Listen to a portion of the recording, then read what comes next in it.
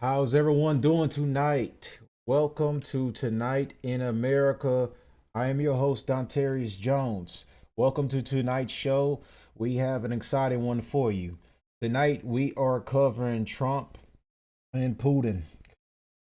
As you may know, if you've been living underneath a rock since yesterday, Trump and Putin had a summit. So, this, of course, has everything to do with the war that is raging on right now in Ukraine. Now, as everyone may know or may not know, the war has been going on since 2022 when the full scale invasion happened. Now, of course, for some of you, the war has started in 2022, but it goes further back than that. And tonight we are going to cover some of that on tonight's show. Now, of course, I got my notes over here, being prepared tonight,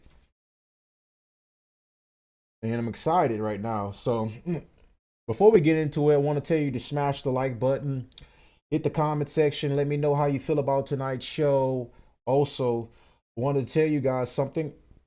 Before the end of the show, we're gonna show off all those social media accounts so everyone can show some love and support. And in case you want to watch me on certain platforms, you can watch me on YouTube, Rumble, and we have a TikTok. I just posted some clips today, and I'm getting a lot of likes and views on some of my TikTok clips. The numbers are growing on there. I'm excited to see if we gain way more followers off of TikTok. Now I know I was supposed to make this stream yesterday. I was supposed to do this last night actually. Before we get into the news, we're gonna go over a little bit why explain this right quick. So I was supposed to do the stream yesterday. So I was at my regular 9 to 5, and I got off of work. So I was supposed to do the stream around like 1, maybe 2 a.m. Of course, I was kind of a little bit exhausted. So I said, you know what? I'll just do it when I wake up in the morning. Fast forward to today, Saturday. Well, it's 1:49 a.m., so it's technically Sunday. But anyways, we're just saying it's Saturday just for the sake of the story. So I woke up around 12 p.m. Okay, so I got up, ordered me some food, some McDonald's. Got around, look around the house, make sure everything was, clean. So I laid on the couch here. As you can see, my cover and pillows are right there. I watched, turn on one of my favorite political commentators on TV for a minute. Watch, his show that he covered Russia and Putin and Trump's meeting. So I was watching, laying on the couch. Then I fell back to sleep. So I slept for majority of the day. So I was going to try to shoot to get it at start the show at 8 p.m. That didn't fall through. So as you know, now I've started the show at 1:45 a.m. in the morning. Now I have to make promises to everyone. I'm going to try to be more on time. Okay. I know I'm a little bit on nigga time. Just give me some time, man. I'm going to be more on time. Okay. If people wonder, I'm going to get the show started a little bit early. So it's just like, bro, I'm just such a night owl. Owl. I'm just such a night owl that I just can't help it. Like I just be sleeping all throughout the day, and then I'm fully awake at night. The night is my domain. I am a vampire. I like live for nighttime compared to a daytime because like right now I'm dressed for the show. It's a casual show. I'm not wearing a suit and tie today. Um, I'll be dressed again on Monday for the Monday show. Now I am not gonna probably do nothing on YouTube tomorrow. We're gonna do something on Facebook. So I'm gonna like stream, react to some cultural stuff, some videos, whatever. Watch some police shootings on Facebook too. So we're not gonna do nothing on YouTube tomorrow. But then we'll be back on Monday for our regularly scheduled program on Monday. Now, of course, I wasn't even planning on streaming anyways on Saturdays, but I mean, because I didn't do yesterday's show and I'm gonna do it today, I'm gonna make it up for you guys right now. So that's why I am doing it tonight at 1:51 a.m. So, anyways, like I said, So I want to know how actually how everyone's doing today. You know, if anyone's tuning in, if everyone's watched the show. You know, like I said, I'm trying to get into the motion of finding a right time so I could stream where everyone could be able to watch me or listen to me. I'm about to also expand the show a little bit more to where we can also be on Spotify, you know, some um, voice show apps pretty much besides just, you know, YouTube, Rumble, you know, the video live stream. I know some people be at work. Sometimes they like to also listen to podcasts in their ears and their earbuds. So I got y'all. I'm gonna try to get it set up to where I'm on Spotify. Some of these voice only app on some of these voice only platforms, especially like Spotify. But I heard you can also I could also post videos on Spotify. I didn't know that actually. Because I remember when I used to watch Joe Rogan, he will post on Spotify. It was only like 1 year, I believe. He was just like posting strictly on Spotify. I didn't even know that you could post videos on Spotify until I noticed Joe Rogan was doing it. But anyways, we're gonna get into the show. So, a little background for everybody. Like I said, I have my notes here. So, background pre 2014, post Soviet Union. In 1991, Ukraine gains independence, maintains close ties with Russia. Now, as you may know, like I said, for the better part of like close to almost 4 years, Ukraine and Russia have been in this very, very bloody war that's been raging on. And as you may know, I mean, there's been a lot of bloodsheds. A lot of lives have been lost. I think close to literally like, let's see, I have the numbers right here actually. Casualties, hundreds of thousands. Military, civilians, estimated vary. Refugees, we've had like a bunch of refugees coming to America alone. Like 3.7 million enter displaced, basically. 6.9 million fled Ukraine, 12.7 million needed humanitarian aid. That's 2025. Global food crisis is also happening in Ukraine. Gains export disrupted. Energy prices spikes. Like I said, we've had a bunch of countries also have condemned Russia and its actions and for its invasion of Ukraine. Now, I also have an article up here for Axios. And of course, we'll read that after we watch some of the videos right quick. But I just wanted to give you guys quite like a quick little summary of exactly. So most of you probably are knowledgeable or already know about the war already or know about Russia and Ukraine's history. But like I said, I want to give you like a summarized version of it, a condensed summarized version. So 1994, Budapest memorandum, Ukraine gives up nuclear weapons. This is important. Russia, US, UK pledged to respect Ukraine's territorial integrity. 2004, Orange Revolution, protest against electoral fraud. Viktor Lukashenko becomes president, straining Ukraine and Russia relations. 2013, Euro Maiden protest, sparked by President Yakovovich refusal to sign EU trade deal on the Russian pressure. All this is very important. Like I said, this is all what led up to the upcoming conflict. This is all after Ukraine gained its sovereignty in 1991, gained its independence. Now, of course, the conflict timeline. 2014 conflict begins. February 2014, Russia annexes Crimea after a disputed referendum finding Euromaidan and Yankovich ousting. April 2014, Russia-backed separatists seize parts of Donbass, Donetsk, and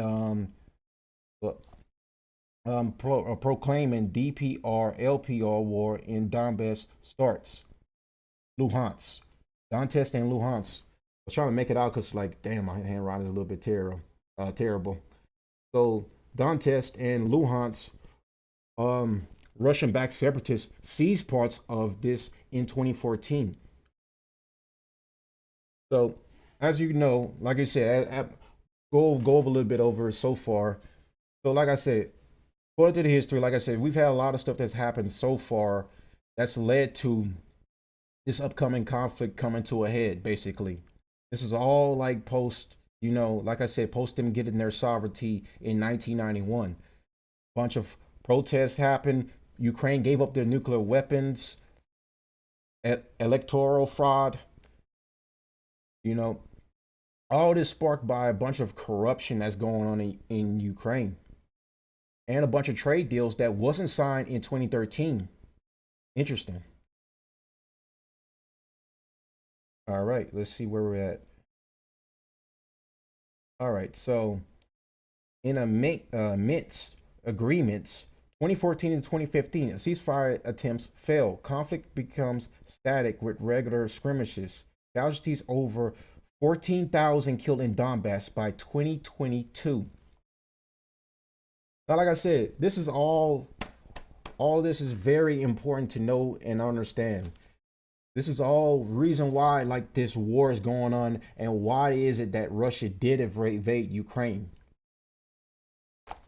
It goes deeper than just them wanting to join NATO. It's very, very important that you have to understand most of this information. So in 2022, the full-scale invasion begun. February 24, 2022, Russia launches invasion signing demilitarization and denazification. Targets Kiev, other cities. This is now, again, this is when the war begun. This is when Putin ordered the invasion of Ukraine. And now at the end of the video, I'll also give my opinion about what does Putin actually seek to truly end this war, besides just a ceasefire and a New Year militarization. What does he actually really want? And it's very kind of like, it's kind of like right there in front of your face. So like he did an interview with Tucker Carlson. I believe it was like last year. I believe this interview was conducted, or maybe a year prior. This year, let me see. So, so it was done 1 year ago, February 6th, 2024. So this interview was done. We're also going to watch that little interview. We're not going to watch all of it, but we're going to watch some of it.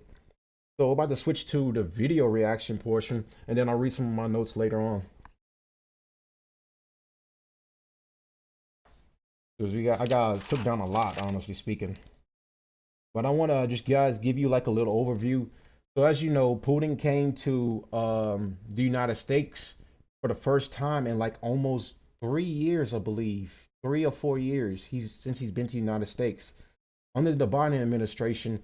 Biden and Kamala were trying to stop Putin from actually wanting to invade Ukraine. They were trying to negotiate, trying to have peaceful talks with them. And then obviously what was said behind closed doors wasn't enough to stop him from wanting to invade Ukraine. Now, as you might know, there is a lot of like nuance to everything. There's a lot of full on context to this.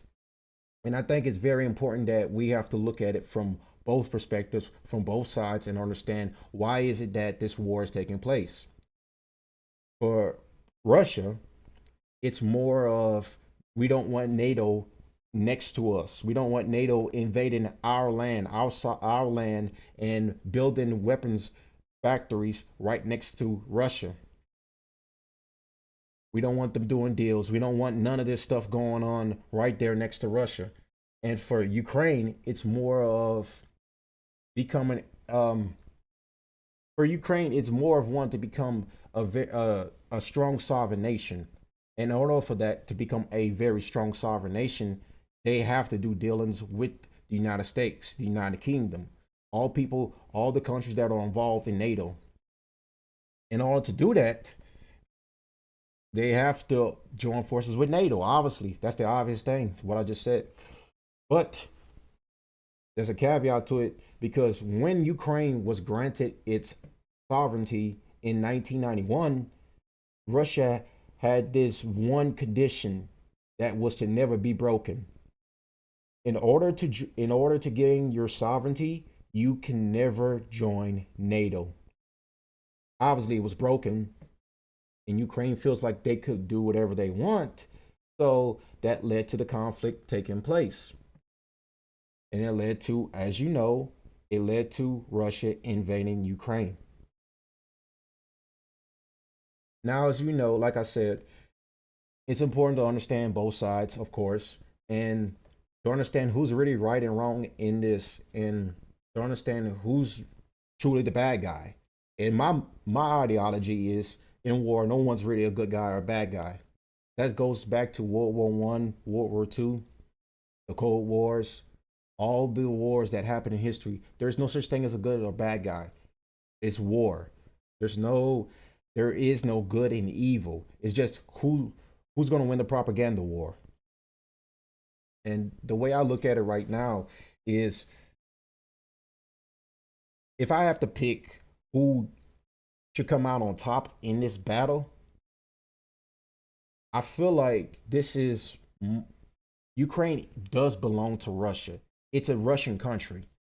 You know, it was gaining its sovereignty, of course, but the entire history is tied back to Russia. There was multiple times that Ukraine, this wasn't the first time in 1991 where they regained their sovereignty. They actually had their sovereignty way very, very farther back during the Russian Revolution. And then it was also re putting back into Russian, what's the word? It was, I had it off the top of my head, I forgot. They were re-implemented into Russia during the Soviet Union's reign. And then, as you know, right now, currently speaking, they are their own country. And for me personally speaking, look, it is travesty. I don't want people dying. I'm not preaching for death. I'm not preaching for anyone. Like, I don't like war. Okay, I don't like war, but I have to be. I'm being very objective in this, and the fact that I'm being very objective is that I'm realizing that yes, Ukraine to me will always be tied to Russia, just like Taiwan is always tied to China. So that is more of more of the deeper meaning of why I like. To me, I hate to say, I am a little bit on Russia's side in this, and I feel like they should have Ukraine. Now, regardless of what people might say, you're gonna have the Dems to come after me, the libs, whatever. For me speaking, this is Russia's country. They were tied to Russia. Their entire history goes back to Russia. You can't look at Ukraine and not remember that it's complete 100% ties is all the way back to Russia. Its entire history, it's a culture. It comes from Russia. Ukrainian, the language. I mean, if you look at it, it's partly Russian. It's still Russian to me. And you look at its historical context about it. So, like I said, I have a video up here. Let me change. Let me put this on screen. So this is when Putin and Trump both got off their planes and met each other on the red carpets in the airbase, and they shook hands. This is the first time they've seen each other in years. Because during the period when Trump was before he ran again in 2024 for his second term, they've spoken on phone, but they have not seen each other in person. So this is the first time they've actually seen each other. So we're gonna react to this, and then I'll read some more off of my notes afterwards, and then we're gonna also look at the actual summit, the conference. It's actually not that long. If I'm not mistaken, it's like 12:22. Like, it's 12 minutes. And I'm not even joking. Like, they literally went on stage for like 12 minutes. Putin was doing majority of the speaking, and Trump only said like maybe like a couple of sentences, and then that was it. They literally just went on stage afterwards. Yeah. But you can just, I want you to look at the body language of both these guys when they go on stage. Anyways, we're gonna react to this video first, and then I'll read off my notes, and then we can just go on from there. I understand I'm about to get off this. Yeah, and this is a moment. It is a real moment, and there you see President of the United States first, deplaning Air Force One. You know, let's just take a moment and listen. You can hear all the plane sound, but see and listen to this moment.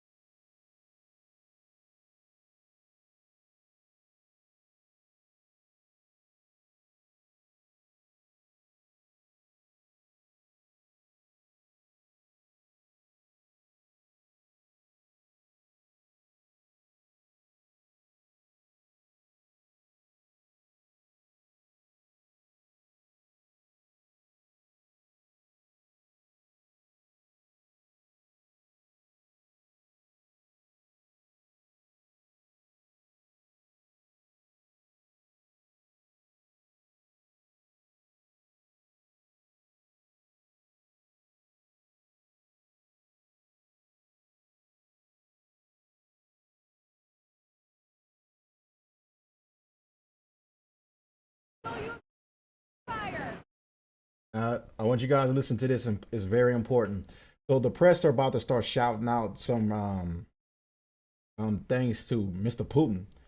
Of course, um, he doesn't address none of them. Of course, they just getting into Trump's limousine and then drive off. But I mean, of course, that's just the press's job. They're going to ask questions like that. Would he agree to a ceasefire or whatever? And like I said, we're gonna watch the summit after this. And then, like I said, it's very important to pay attention to their body language.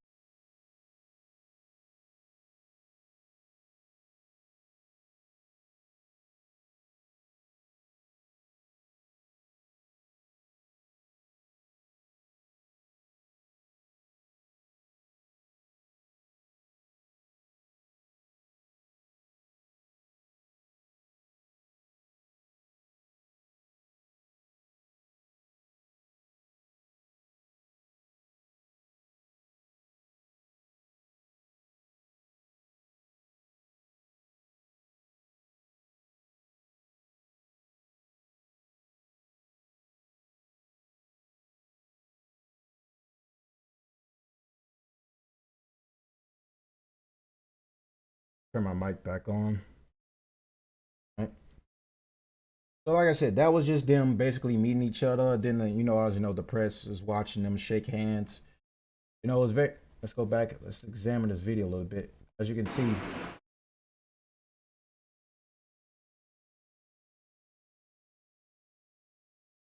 see, two good buddies who haven't seen each other in a long time. One thing I will say this right quick before we continue on. If there's never been one guy I think I've never seen Trump speak more highly of than Putin. Besides, his best pal Benjamin Netanyahu, who I'm not very fond of.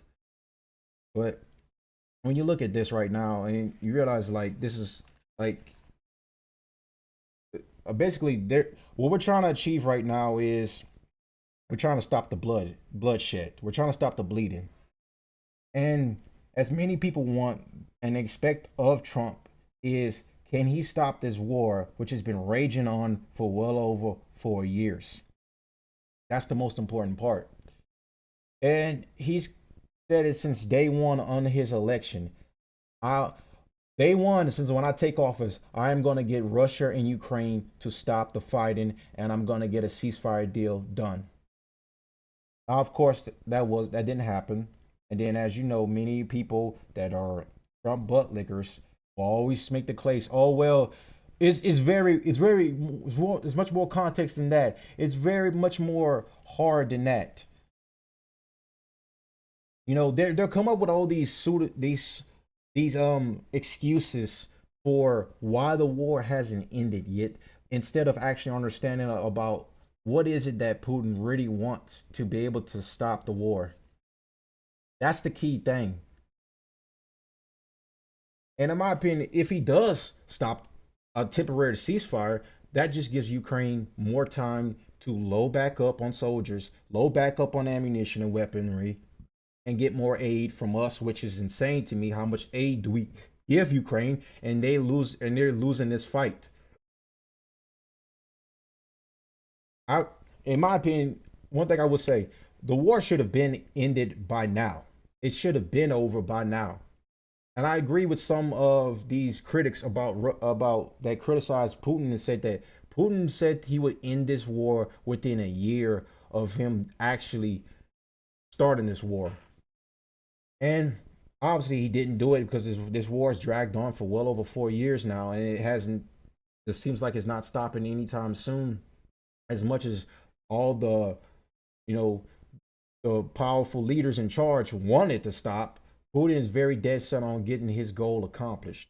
And like I said, I will go over it pretty much by the end of our review of everything and tell you why I think he hasn't stopped and what his actual goal is. So let's just move on right quick to the actual summit. Oh, hold on. I actually forgot my notes. I was getting ahead of ourselves. All right, so like I said, in February 24, 2022, Russia launches an invasion, citing demilitarization and denazification. Russia advances initial goal, but Kiev holds. Russia withdraws from north by April 2022. Ukrainian counter-offenses regain territory in Kharkiv, Kherson, 2022. All right. Oh, stop that for right now. And now we're just going to go ahead and watch the summit for a minute. And then I will continue on with some more notes reading.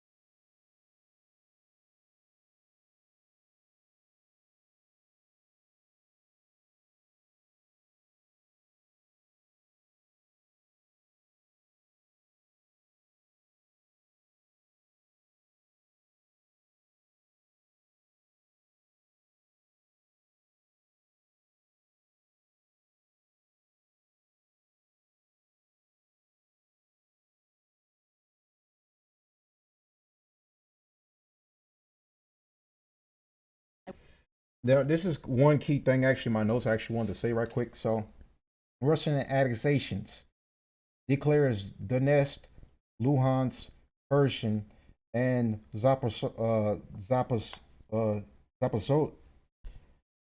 give me, Zaporizhzhia as a Russian territory, October 2022, internationally condemned. Now, also, this is also another important thing. War crimes. ICC issues warrants for Putin. Reports of civilian attacks, torture, and rape. That's also very important that I forgot to mention this earlier that Putin is a war criminal according to the ICC, International Criminal Court. So they issued this on him during the midst of the war. And as you know, Putin hasn't been arrested ever because he's rarely ever left Russia. Like Tucker Carlson conducted the interview in Russia when he went to go visit Putin.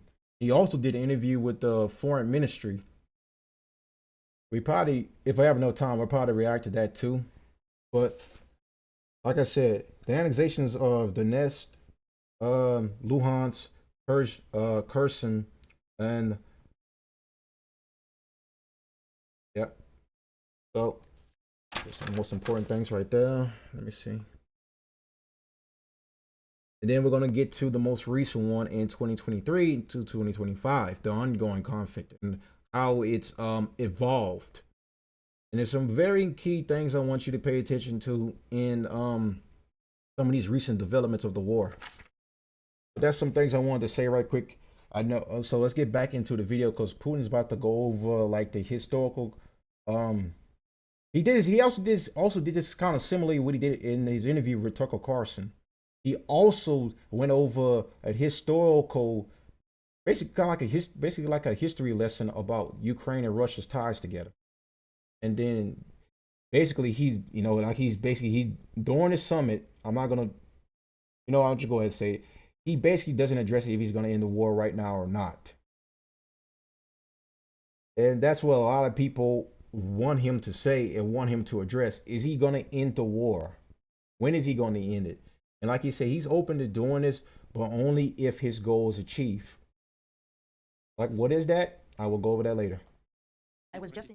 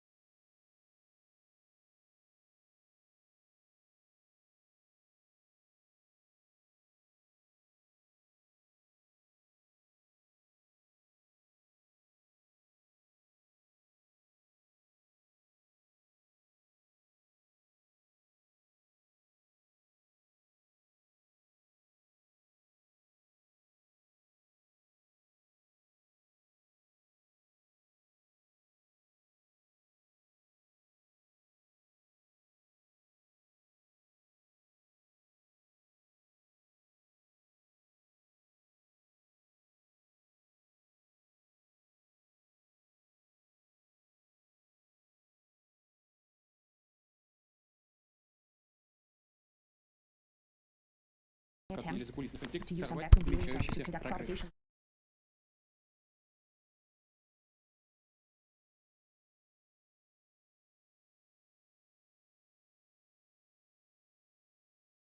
Apologize about that. I'm looking at I was reviewing the video right now and see if everything was good. Apparently, when I pause my mic, when I mute my mic, the video also mutes with me. So I got y'all. So we're gonna go back and just watch it from the beginning. Mr. President, ladies and gentlemen, have been held in a constructive atmosphere.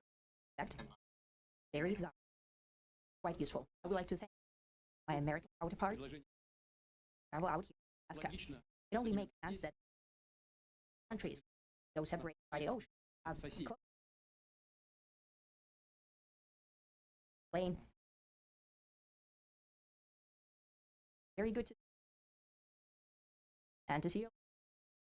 I think that is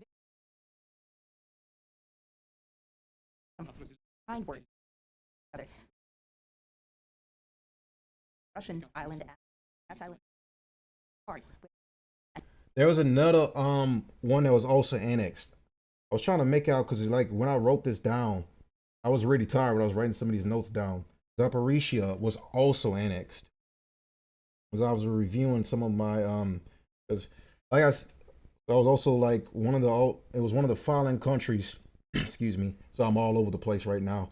So one of the countries, Donetsk, Luhansk, Kherson, Zaporizhia, all these countries were annexed.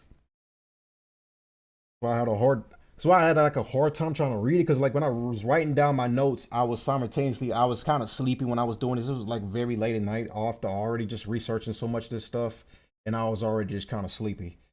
So I had to just make sure exactly what I was reading for a minute and read it. Make sure if I read it right. I don't want to sound like a dumbass on camera, but anyways, let's continue on. And it's a fact that the last has to do with common history of Russia and the U.S.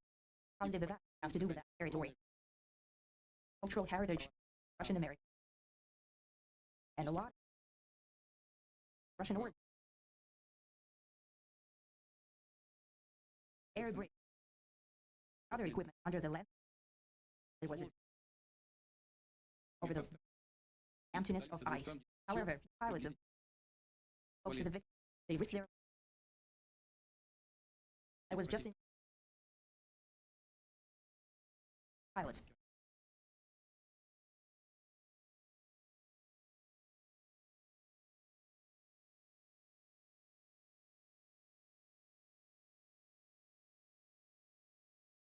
Air Force. I think that's common animal.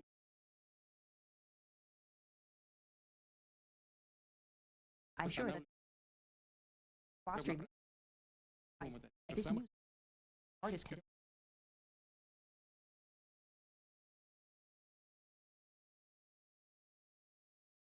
hard for Frank fall into Cold War. I think that's our country.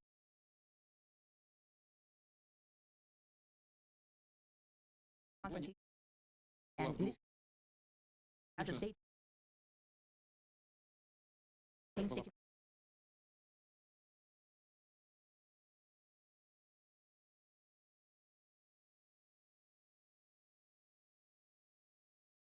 of the president.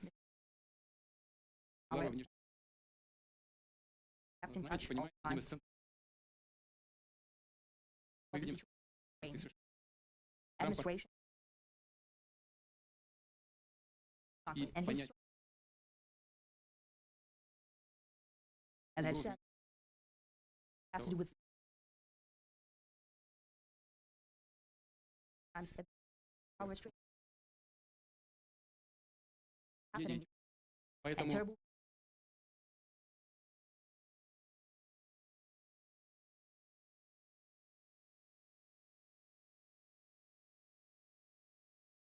Finally,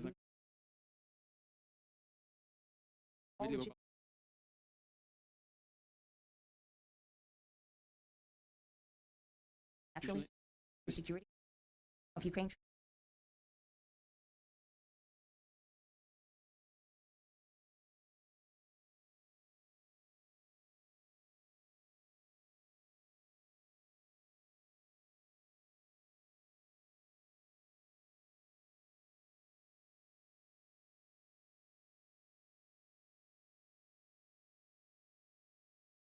Bilateral Много.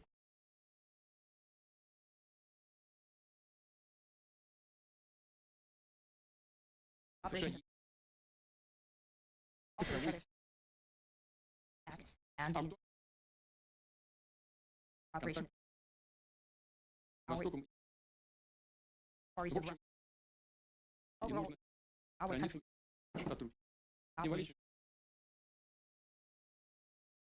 You just look at Putin's body language. Guy's very stoic on how the way he's speaking. And the crazy thing about it, he can actually speak English. I mean, his English is 100% good. I've actually heard him speak it, but the thing about him is he refuses to speak English. And I think it's pretty much like it's his pride in his country for one. Also, it was another thing too as well. When he came down here, he also paid respects to a lot of people who lost a lot of Soviet Union soldiers that died during I believe it was either the Cold War or World War II. I saw some videos of him bringing flowers to their graves and paying their respects. It was World War II. Yeah, it was World War II. Okay. Yeah, so like he stopped at some of their burial grounds, paid some respects, showed his admirations for them fighting, of course, for their country, love and pride. That's one thing I'll give Putin. I don't see many leaders do that. You know, not many elected presidents or prime ministers of any country. I rarely ever see them just stop when they come into like a foreign land where some of their countrymen went there, died in, and didn't stop there and show their respects. And that's one thing that separates Putin from anyone else. And yet the whole world would demonize this man and call this man the most evil man on the planet. So I'll just show you a lot of the propaganda they say about Putin is kind of bullshit. Russian U.S. And no, I'm not a paid Russian shield. I wish I could get paid. Hell, you know how many of these Russian shields actually get paid money?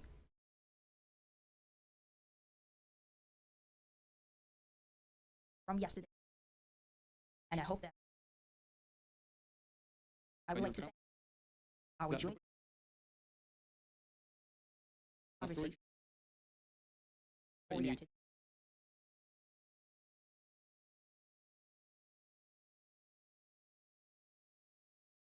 as its own Украинской point проблемы. and И for the положит solution of начало the восстановлению Ukrainian issue деловых was отношений. and one.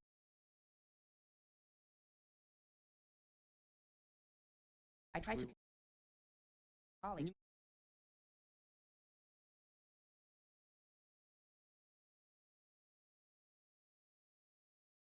my Большая director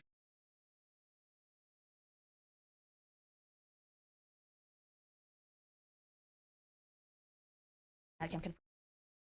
I think that Now, Trump has also said that if he was president during these 4 years, this war would have never taken place. In some ways, yeah, I believe Trump in this to where, yeah, if he was president instead of Biden in 2020, it probably would have never, this war probably would have never happened because Trump would have just simply given Putin what he wanted. And like I said, what is that what Putin really wants? Because we've heard what Russia wants as a country, but what does Putin personally want out of this war from Ukraine? Besides them being demilitarized, being them having no army, no nothing, them not receiving more aid from the United States anymore.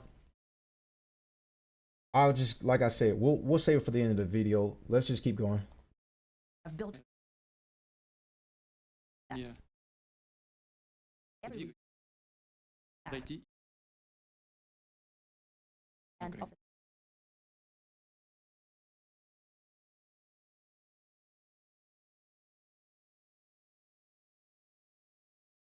agreed on most of them, I would say. Big ones that we quite got. NATO.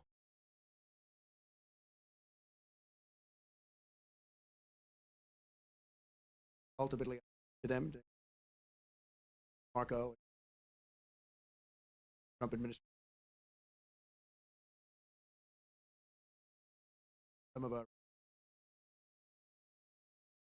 tremendous business representatives. God is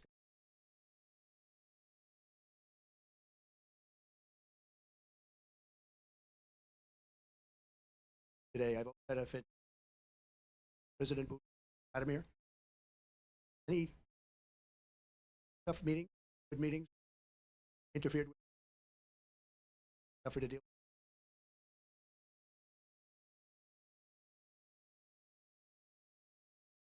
Put up with the criminal evidence, business, things that would like. So, very quickly. Productive.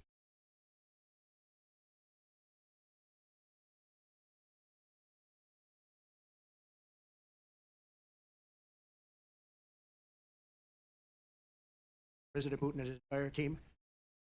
No, in many cases,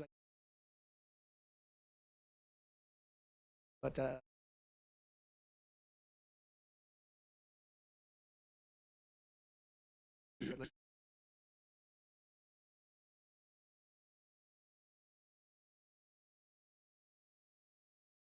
again, Mr.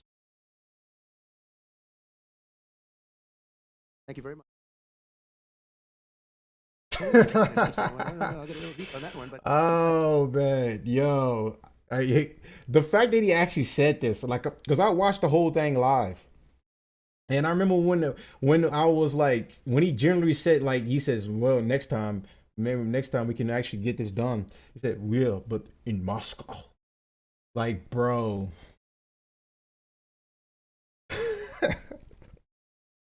It's like Putin's the one really in control of this. You could just like literally see, and this is what I wanted to bring up the body language afterwards. You just like literally see like who's like really running this press conference. Like who's the MVP of this summit? It's Putin, obviously.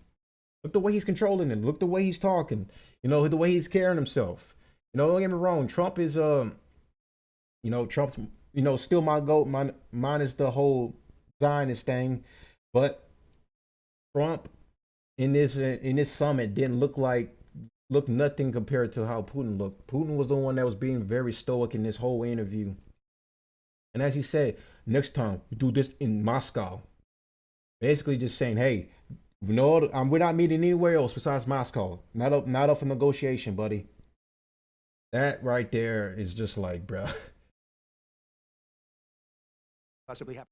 Thank you very much. And thank you all. Thank you. Thank you. Thank you so much.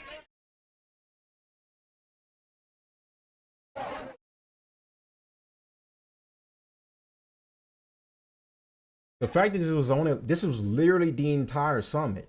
It was only 22 minutes. Literally. I'm not even joking. This was the entire summit. Everyone was expecting us to go like for an hour or two. And them to, basically go over everything exactly. And if they came to a ceasefire agreement. Basically, as you can listen to the whole thing again, it's only 22 minutes. So I'm pretty sure you could spare that little time out your day.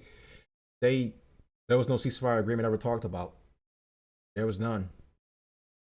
Trump basically loved the fact that this meeting happened and that he's calls it a 10. As you can see, because of this Axios article right here, Putin made maximalist claims to Ukrainian territory in Trump summit sources. The peace terms that Russian President Vladimir Putin laid out in his summit with President Trump, including that Ukraine withdraw entirely from two of its eastern regions, two sources briefed on the call told Axios.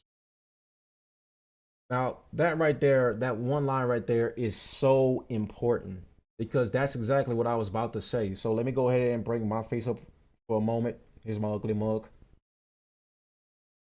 That is exactly what Putin really wants out of this. He wants the territory that Russia already has basically to stay as Russian territory. He wants Ukraine to be demilitarized completely. U.S. to stop funding them basically he wants Ukraine basically to enter back into Russia prior to them gaining their sovereignty in 1991. I mean, the country of Ukraine is not even as old as I am. I'm literally 27. The country of Ukraine was literally born um, a couple of years prior before I was even conceived or brought into this earth. And that's the crazy thing about it.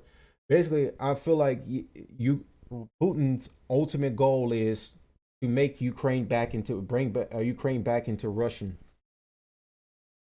Basically, he wants the old Soviet Union Russia territories back. That's basically what his end all be goal is. That's, to me, is basically very stated in all of his like interviews, statements that have been made about Putin. You know, everything that he said so far is clear as day that he wants the old Soviet Union territories back. That's his ultimate goal. And Ukraine was one of them, especially.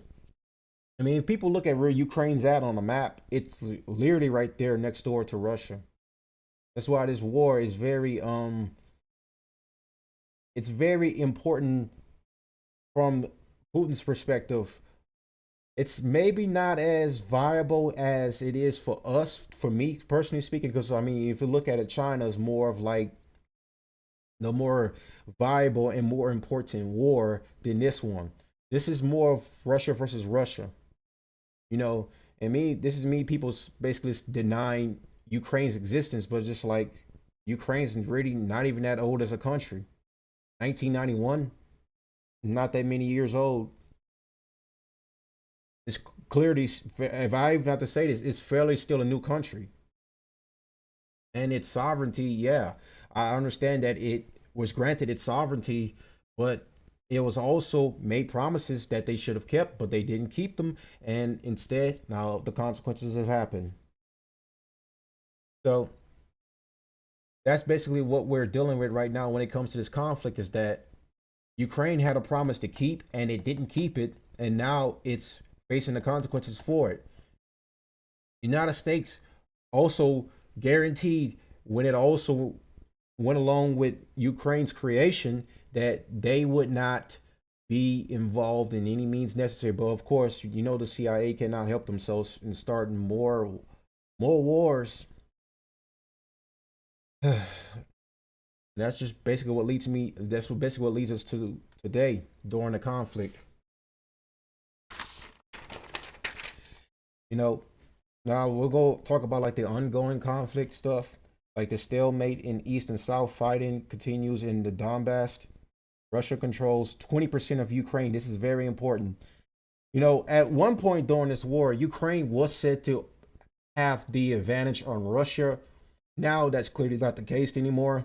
And the only reason for that is because of the aid we give them, the weapons we give them, of course. But they have lost a lot of soldiers. That's very clear to understand that Ukraine is just not winning this war. They're not going to win. Like, they were able to drive off Russia just for a little bit, but now it seems like to me Russia has really picked up the pace. Now, of course, I know you have a lot of the wartime experts who very much more knowledgeable than me in this regard have said that Russia has heavy artillery that they haven't used yet, which is very true. And the reason for that being is because, I mean, Ukraine is literally right there next to Russia. It's not like they can just nuke Ukraine and be done with it. And if they do that, Russia gets the blowback from it because they're neighbors. And Russian people will also suffer the consequences of like using a nuke, just the same as Zelensky and everyone else that remains in Russia. I mean, Ukraine, my bad. See, I'm already calling Ukraine Russia. Okay, so this one was just a recent thing that occurred. I believe it was last month. Ukrainian drone strikes target Russian military oil factories, air bases. And this was in August 2025. This was a major counterstrike that took place inside of Russia from Ukraine. So apparently some Ukrainian spies managed to infiltrate Russia, which is kind of very apparent because most Ukrainians and Russians are not very different when it comes to facial features and looks, and most Ukrainians can speak Russian too. So it's not surprised that they had spies on the inside of Moscow. So Russian attacks, missile drone strikes on, this was right after the Ukrainian drone strike took place. Russian attacks, missile drone strikes on Ukrainian cities, infrastructure. This one right here calls Trump to really go off on Putin and says, Putin, what the hell are you doing? This was really what got Trump very, very mad at Putin for a short while. Like, this was a very major counterstrike. Basically, after that drone strike that took place inside of Moscow, Putin wasn't too happy. So, you know what he did? He actually returned. He returned the counterattack tenfold. Okay, so Ukrainian incursion, cross-border offense into Russia's Kursk region. This was August 2024. Like I said, and that's it so far. Now, as you know, they've had the summit, obviously speaking. Now they're speaking. Now we're trying to come to some type of agreement. And now the next plan, to my understanding, is, and it says right here in the Axios article. So let me scroll down a little bit and see what I can find it. Okay, so the next plan that of the negotiations apparently is for to have a trilateral summit, to have Zelensky, Putin, and Trump all in one place, one time, in one building, so they can discuss what to do next about bringing this war to an end. And Trump wants this as fast.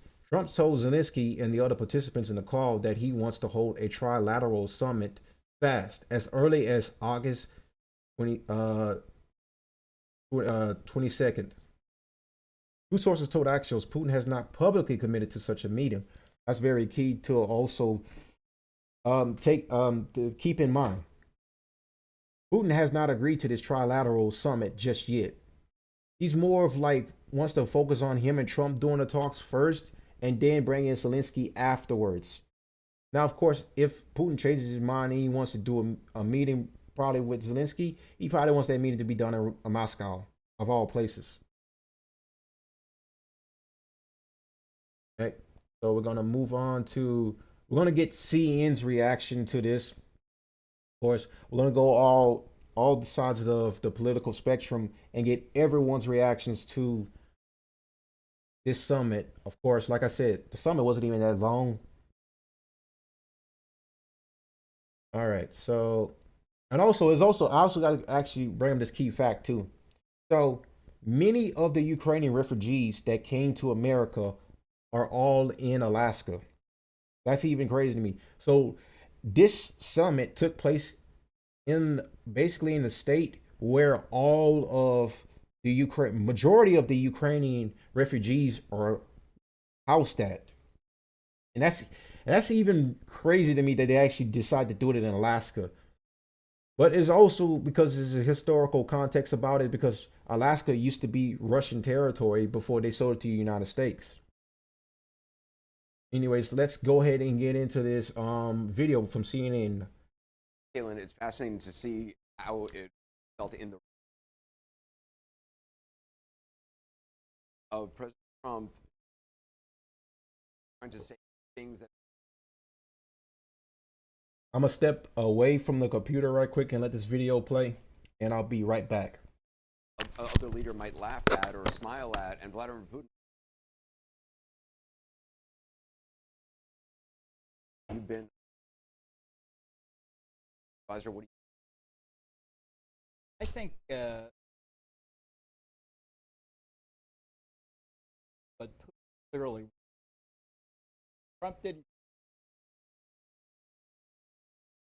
Putin, I think,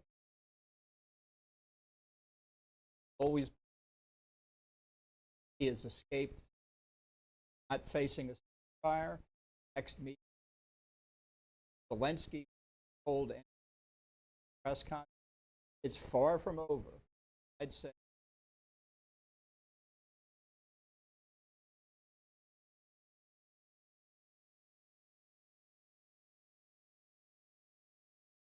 not disappeared, tired.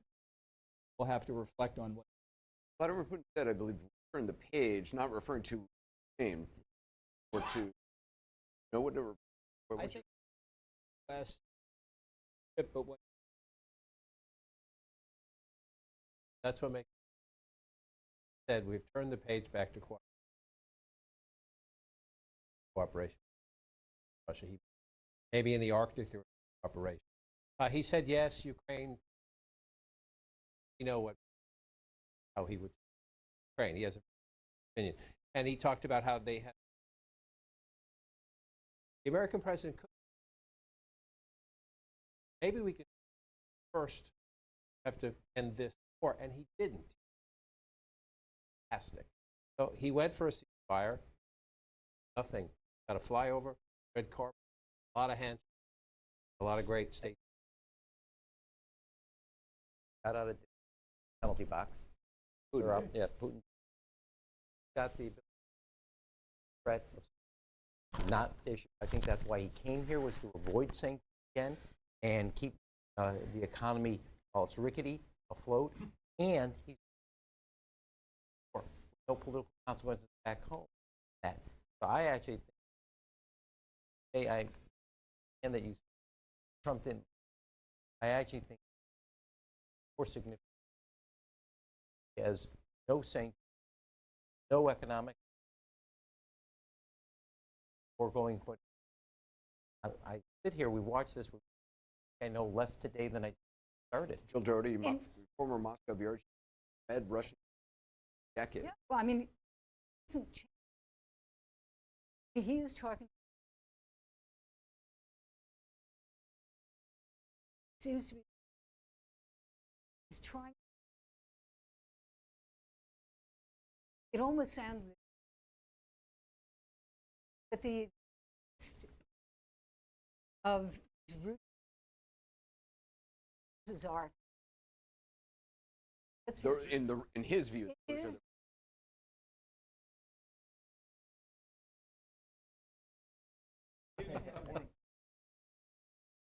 Talking to that's the they read, and it's an affirmation. That's good. The thing that was interesting is just how artful pickling Moneybone talked, shot at Biden, and said I can that the war happened.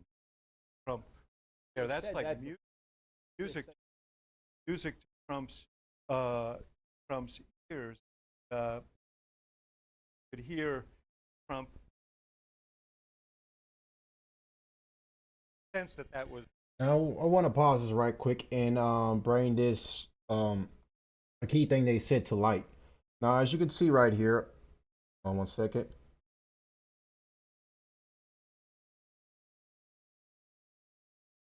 All right.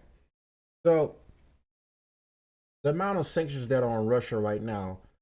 Now, Russia already had like literally, as you can see right here, 18,472 sanctions have been imposed on Russia by various countries. This is from all countries besides the United States. This is not just the United States sanctions. So these sanctions target individuals, entities, vessels, and aircraft aiming to restrict Russia's ability to finance the war and acquire military equipment. The sanctions landscape is constantly evolving, with new measures being added regularly. Many countries have imposed sanctions. The US, UK, EU, Canada, Switzerland, Australia, and Japan are among the nations that have sanctioned Russia.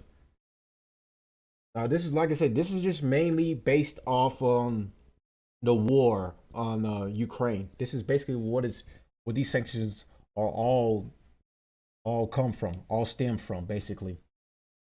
And yeah, it is very a key point to point out what CNN just said. These newscasters is that Russia didn't receive not one sanction from Trump at all, not new sanctions, because Trump did say if there is no deal if there's no deal reached about a ceasefire, there could be very dire consequences.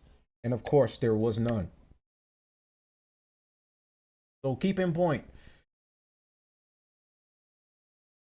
Now, excuse me. And now, like I said, Putin is going back to Russia with his held high.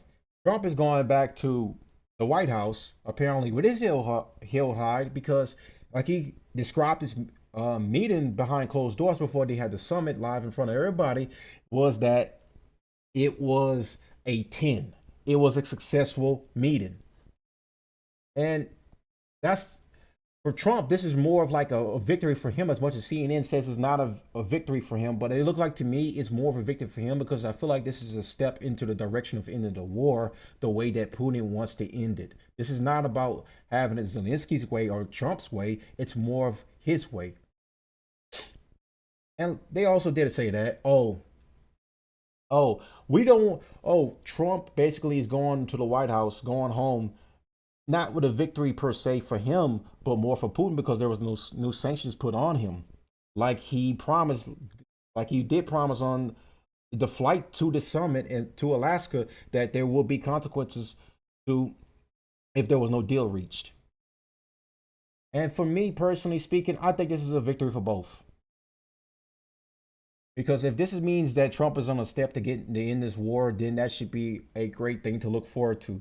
But like I said, like I already addressed earlier about what Putin really wants, unless Putin's demands is reached, there is no end of the war. They already want the territory that they already kept.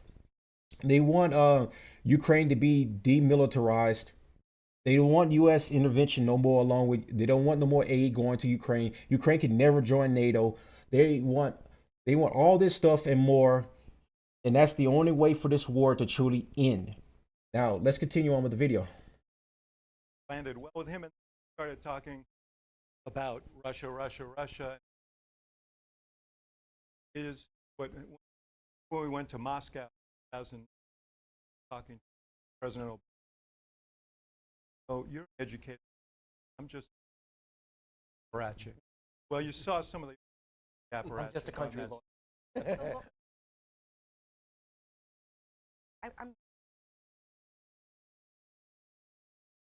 They had this in small group, skipped another meeting. They decided to come out, do the a little bit, not quite as early. And then they let Putin speak first. And they let Putin about something that Putin and agreed, perhaps a starting point. Maybe there was, whatever that was, hasn't been European allies, was not nothing now that we did not know for hours. I clearly said it during the video. What does he want? I mean, like, it's kind of clear what CNN doesn't clearly understand, that Putin technically, if you can listen to some of the statements that he said, you kind of can understand exactly what does he really want. It's not that complicated to understand that. I'm just not understanding the White House decision, because maybe they were willing at that point. Ambassador Bolton, do you think there was something actually?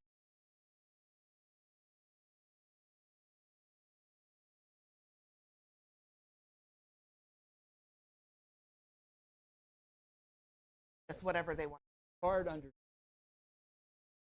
can attest to that. I think. When you say there's no White House decision, I mean it's whatever What President Donald Trump is Trump- thinking. I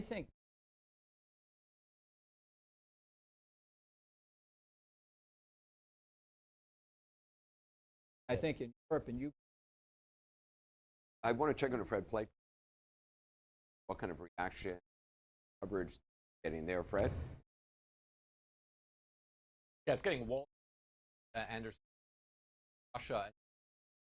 The Russian state pretty happy with the outcome so stayed again and again and again. Is President Trump saying that there could be a follow-up summit and saying next time in March? Russian press is sort of on generally very well before Vladimir Putin, outlining the fact that Vladimir Putin not financial concessions as president, certainly not towards a ceasefire that might, the fact that the Russians spoke about the root causes of the conflict, addressed Russia well. That's the exact same actually been from Vladimir Putin on invasion. And looking at how this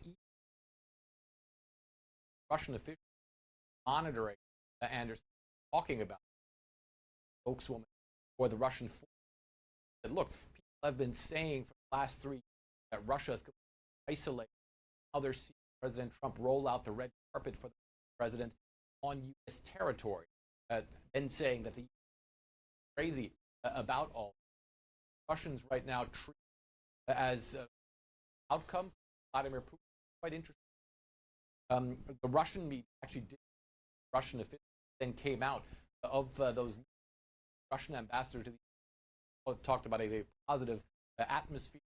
Defense minister very up after hearing about the meeting. So, in the Russian delegation, quite positive, but well, what the agreement that allegedly took place by these two, but the mood definitely around here, Russia, Russian media, also Russian delegation. From Moscow, You know, I want to pick up. The president looked tired, a little. Also, I would slightly tired and irritated because he didn't get what we all know he wants to go. Every day is you got to have put the headline. Got to have headline there. I mean, technically, he did kind of say that the meeting was a 10 for him, and it was a victory. Again, people, what CNN is actually good at, minus them being a failed news station, what they're good at is basically realizing that Trump flip flops on a lot of things that he say. Like, he was dead set on saying that, hey, when we go on this meeting, if I don't reach a deal with Putin, I'm gonna lay down sanctions. I'm gonna lay down. There's gonna be dire consequences. And obviously, it didn't happen. He treated like he told the press afterwards, and the articles that were written said that he called the meeting a success. So to me, because Trump is a flip flopper, you don't really know. Basically, for him, whatever was said behind closed doors for him was more of a success than originally what the plan was for a ceasefire agreement. As he told the media when he wanted to go in there and chief of the ceasefire, but whatever was said behind closed doors was more of a successful thing for him compared to what he originally planned for. If there had been a fire, you got it.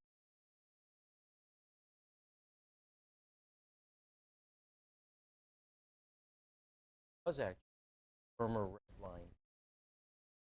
Get to the got stuck on kind of get to that fork in the road. And Well, I'm not going to be. I think they're. While we're hearing all these atmospheric, productive, I guess is probably productive side there for the log jam on 4 issues. President Trump won't. the question I have is, other leaders around the world, president slaps tariffs on, punishes. Now, time and time menaces action, and he never does anything. Now, gotten himself an extension for what we don't know for how long. To his benefit. So it's concerning. 4 seconds for a consequence. Gets to continue. Yeah, I think the answer may be Putin convinced him. Trump was being told, you got to advance. And Putin convinced. They got John Bolton up there? Whoa. Possibly. I thought he looked familiar, but I couldn't be for sure. It's been a while since I actually seen his face. Question of very clear. Really good.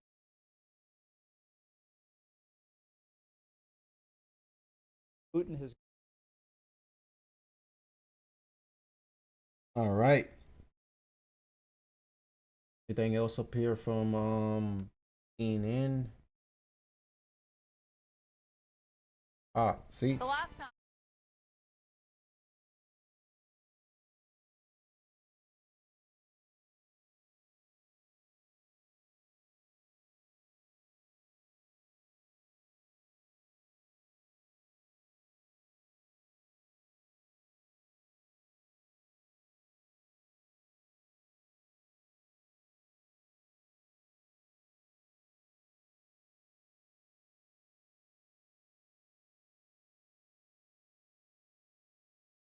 agreed on.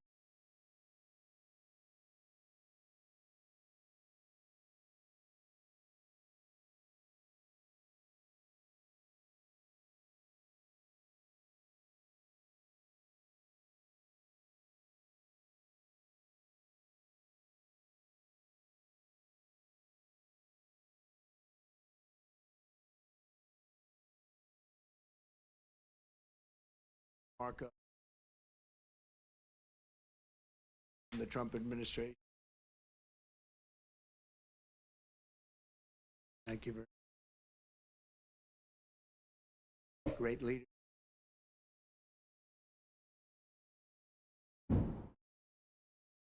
President there mentioned.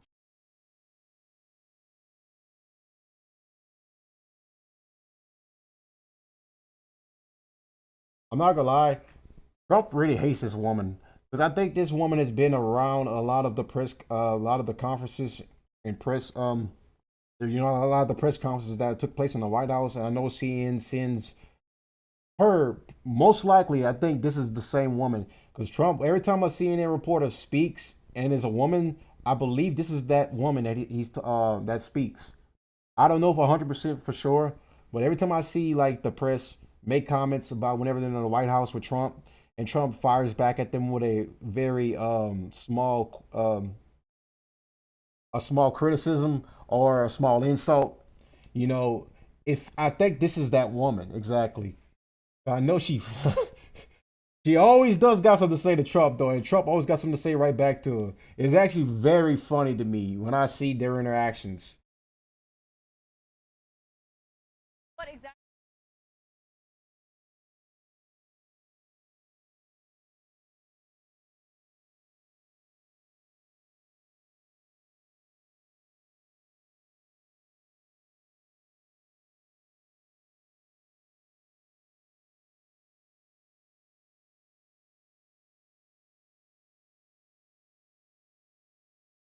That's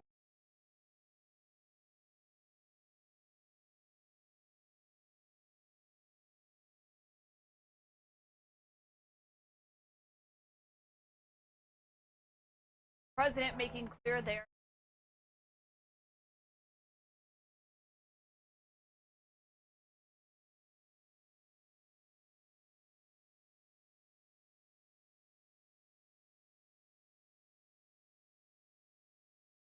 Quite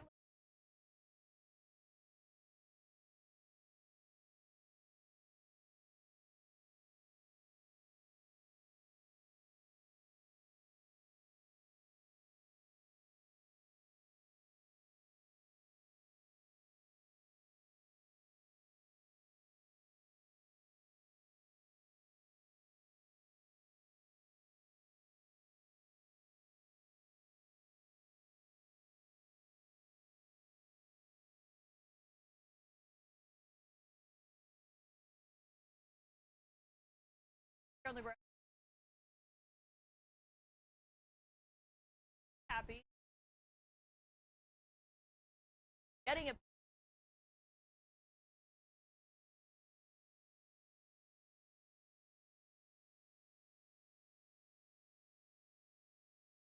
That he could have.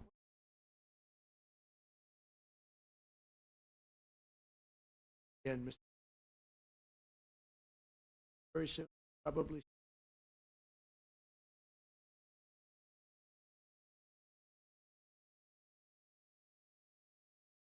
I'll get a little heat on that one, but possibly. It's so funny when I keep seeing this part so much because like next time in Moscow. It's like like you just like I'm not trying to make speculation, but you just like look at these two and just know like who's just like the stoic one in the between these two. He said that with a smile, of course. Well, obviously, he's very serious.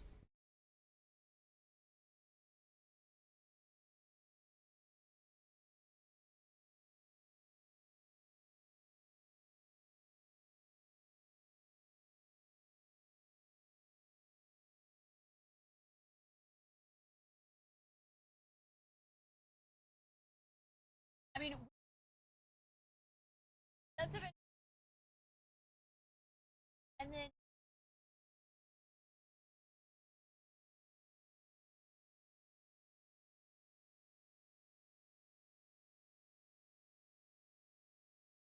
Well,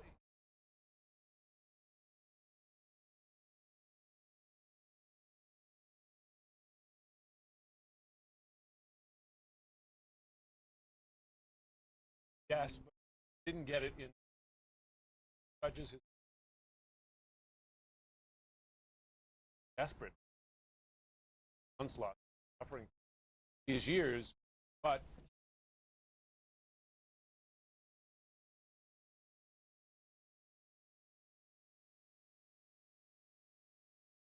Trump's calculation. I can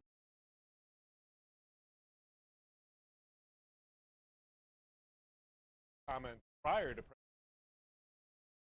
phrases. One,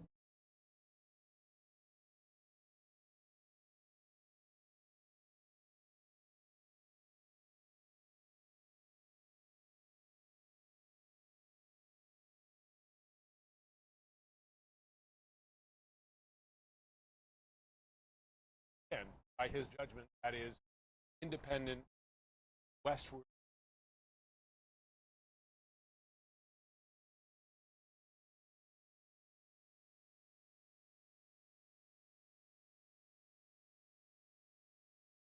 but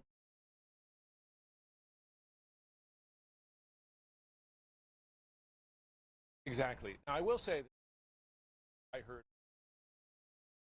was that Trump might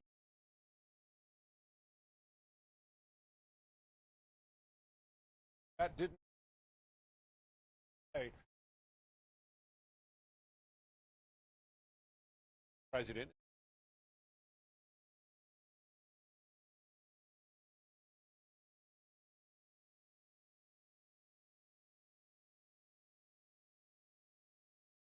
President's hopes are how do you think?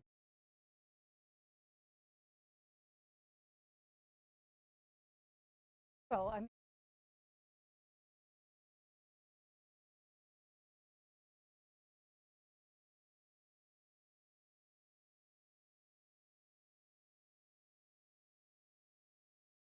there subs about root causes. Cryptic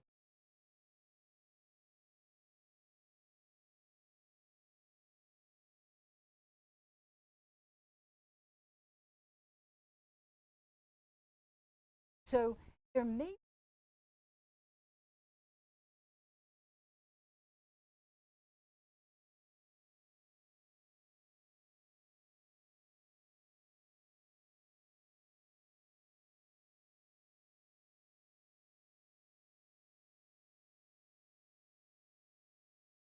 overall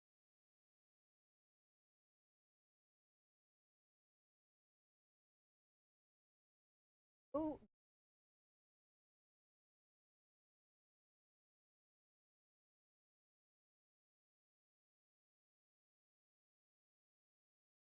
Yeah, Jill. I also want to.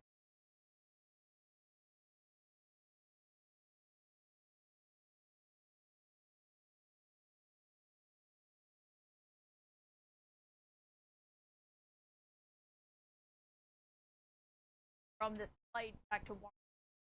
Have you heard action?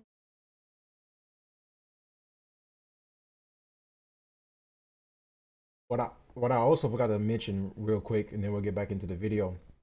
Zelensky is supposed to meet with with Trump in Oval Office on Monday, so he's coming back to Washington, and I guess they're gonna try to set up a bilateral meeting between all three, and hopefully get closer to ending this war. Hopefully, so yeah. But anyways, to remind, Zelensky should be at the White House on Monday. And I guess they're gonna go from there and see the next phase of trying to conjure up a ceasefire.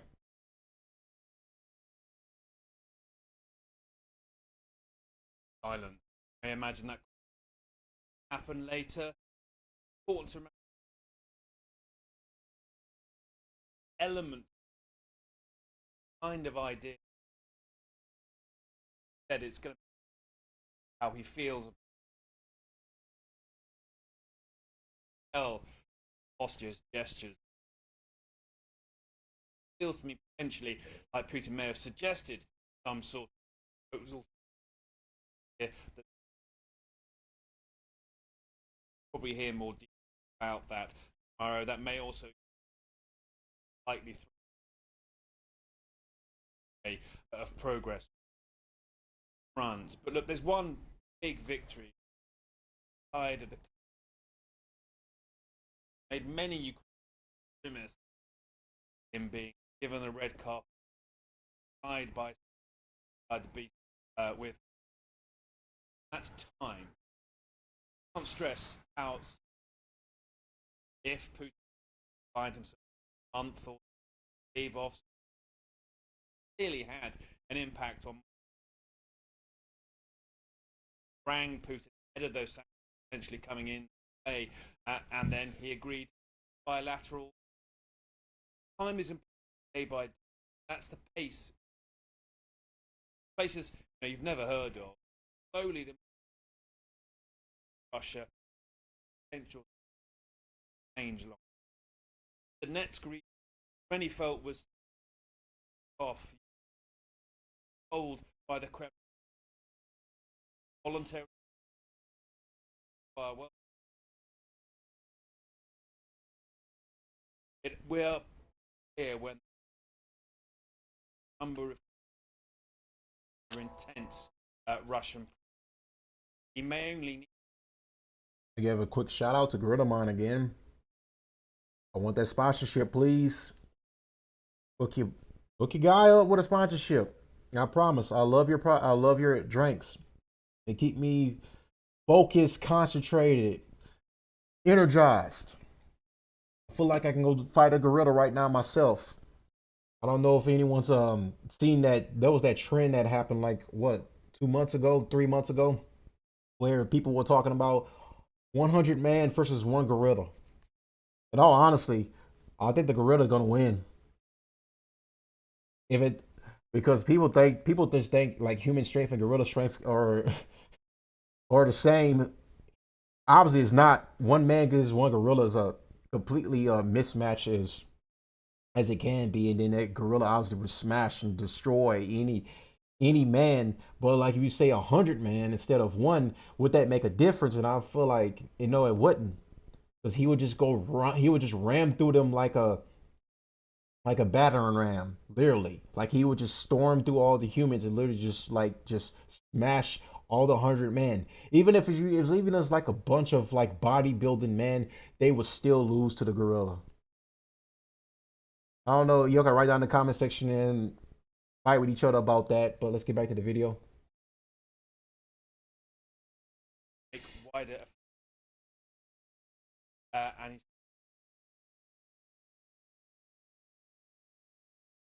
right. So, got right here, Zelensky coming to the Oval Office on Monday. President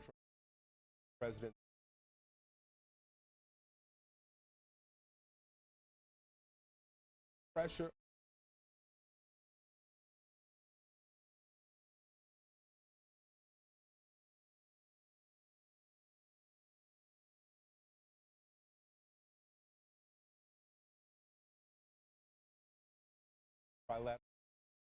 Russia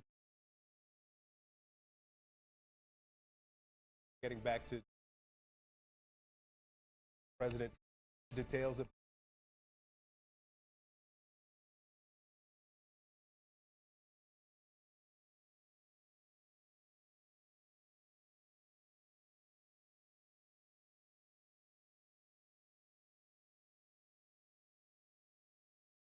President. We of course have a full ceasefire agreement is actually better than a temporary ceasefire one. And like I said before, the war is not going to stop, obviously, unless Putin knows for sure he's getting what he wants out of this war. like regardless of how all the parties involved, you know, they want the fighting to obviously stop, and then they're threatening sanctions on Russia. But it's just clear to me that Russia, unless it gets what it wants, it's not stopping this war. And a temporary ceasefire would just be stupid because it's just letting Ukraine refill up on ammunition, weaponry, and finance, and just they'll be ready to keep the war going on even longer. So a full-on ceasefire agreement is the better route to go.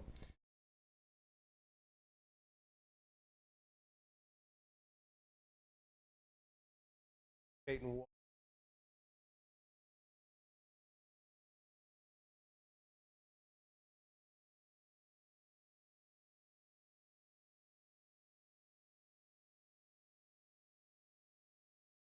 Yeah, I mean, look, obviously these are early signs. Us.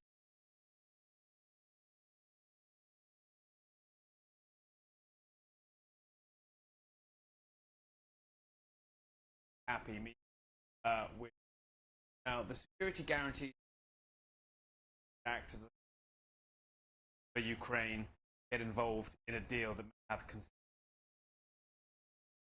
well, as far as I'm Trump essentially discussing Article 5, that is reference to the NATO Charter effective attack on stress suggestion. Ukraine becomes guaranteed.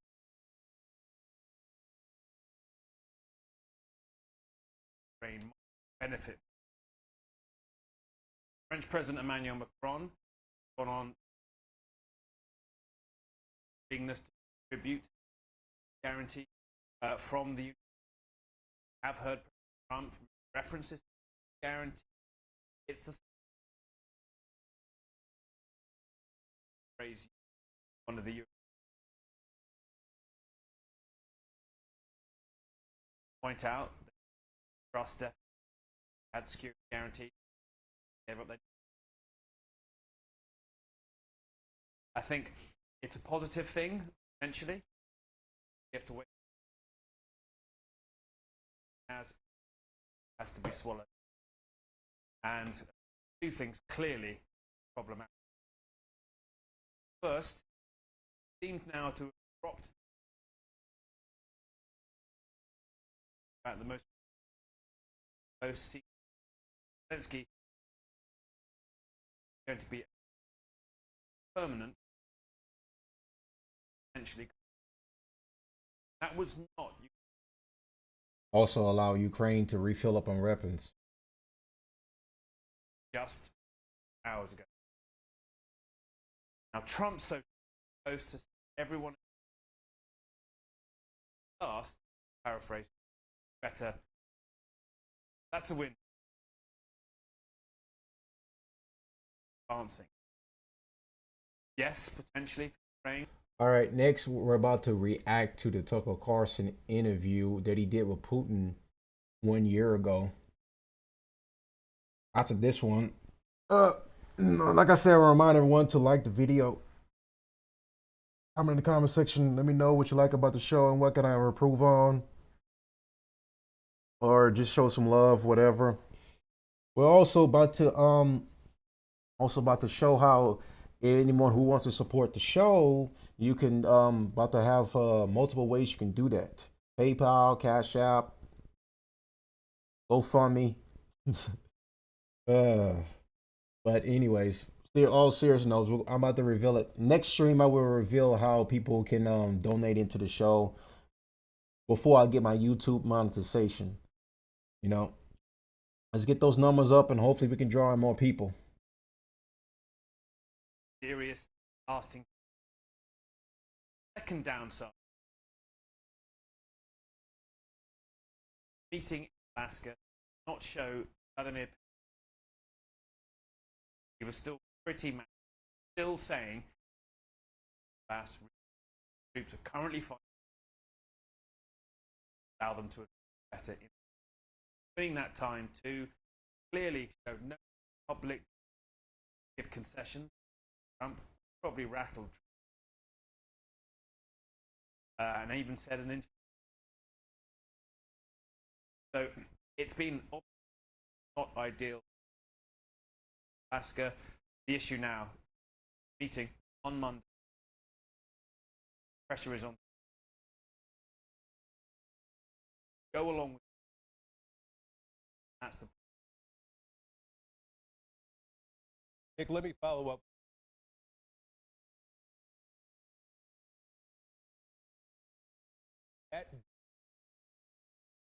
Up.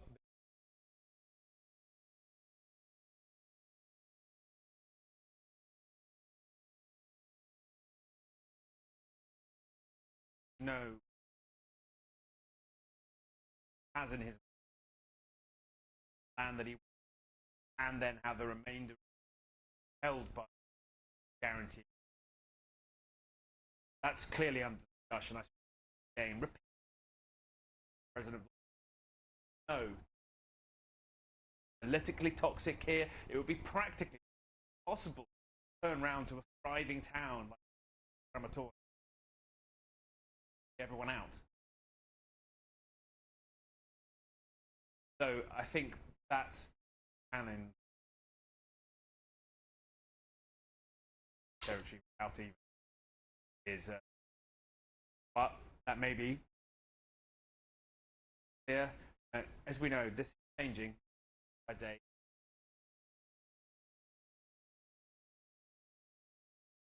Evaporate, and while we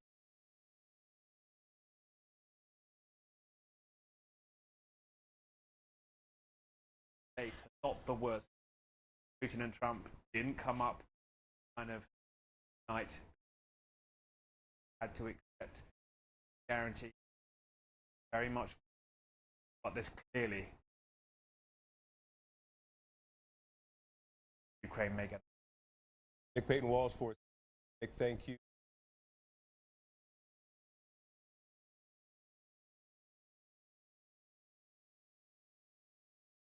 That's not style action. I wonder.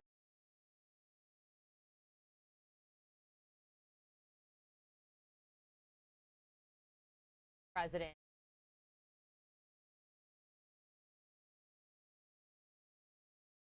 having you remember you over that he believes that's what's that part of it.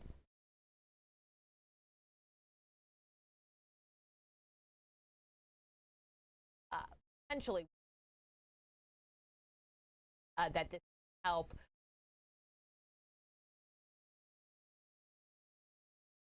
that having heavily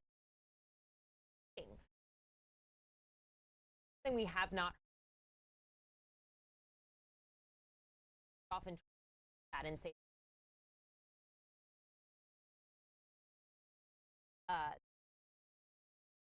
prosperous, as Nick said as well.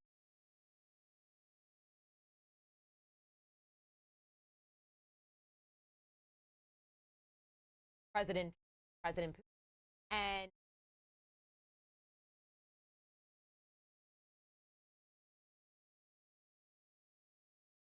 press conference, a lot of things saying at this side of things.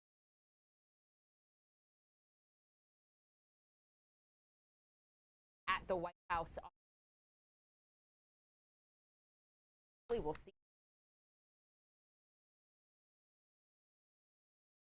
With having both.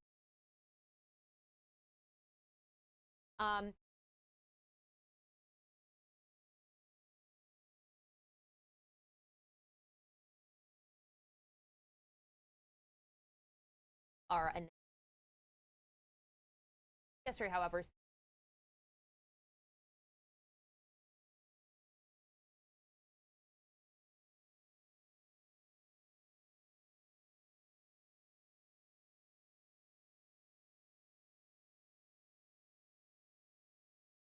I think I don't have to think about that. No.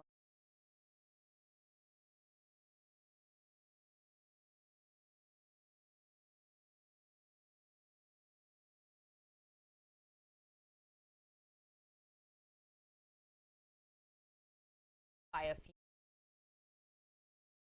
That is really pressure that he threatened, and then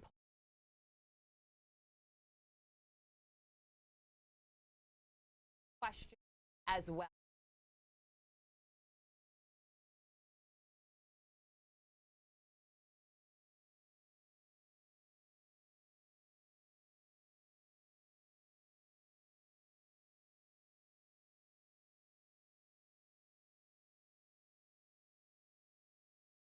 I know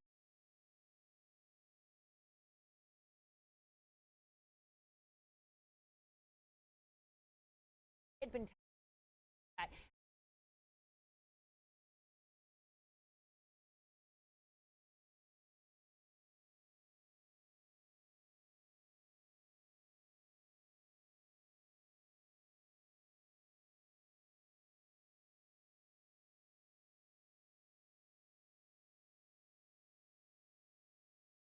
Much. All right. So now we're gonna get into the interview between Tucker Carlson and Vladimir Putin. Now, as you may know, this interview was conducted 1 year ago, and many people were anticipating this interview. So much so that Tucker Carlson had a lot of controversy surrounding him when he announced that he was going to have an interview with Vladimir Putin. And there was I believe there was an assassination attempt on Tucker Carlson's life because of him conducting this interview. And I think it was by a Ukrainian assassin. The details I forgot because it's been a long time. But this interview, like I said, this was a very controversial interview, especially for him. You know, because like during the war, people obviously a lot of the pro-Ukrainians, you know, the humanitarian people were very anti-Putin. Anybody that associated with him or spoke highly of him was called a Russian agent, was called a paid shield for Russia.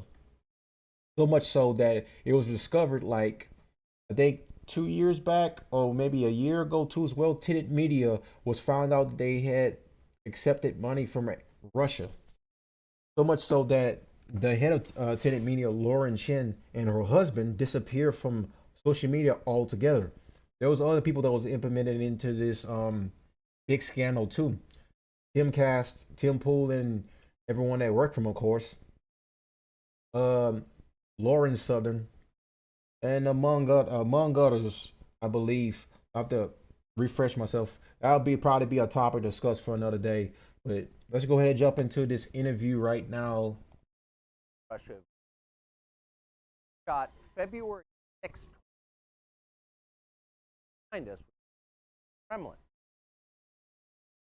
Watch it is primarily happening. Interestingly, and one note before you watch. Now, there's a lot of things also to bring about Tucker Carlson.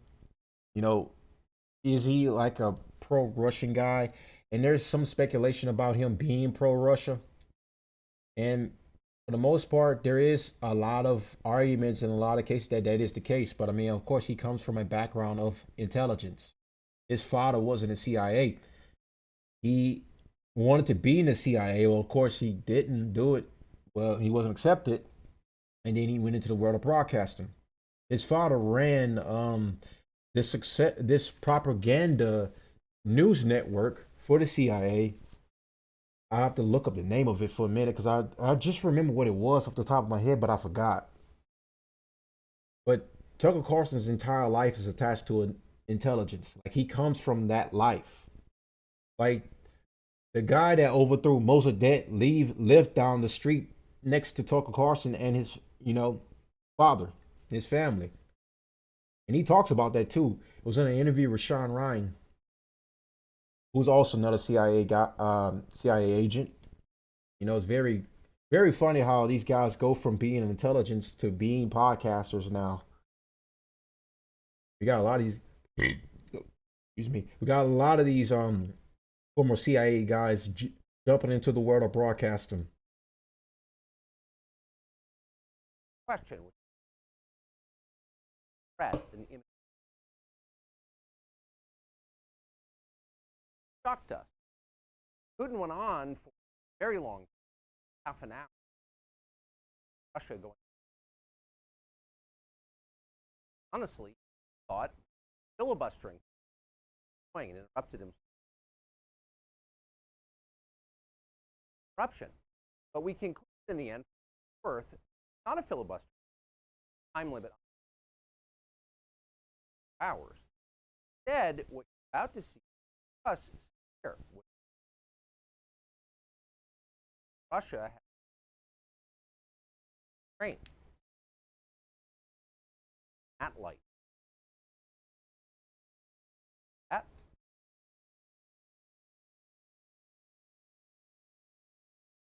Second.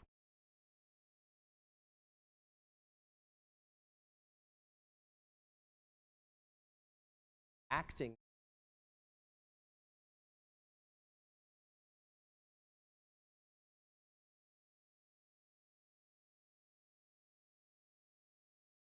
American year.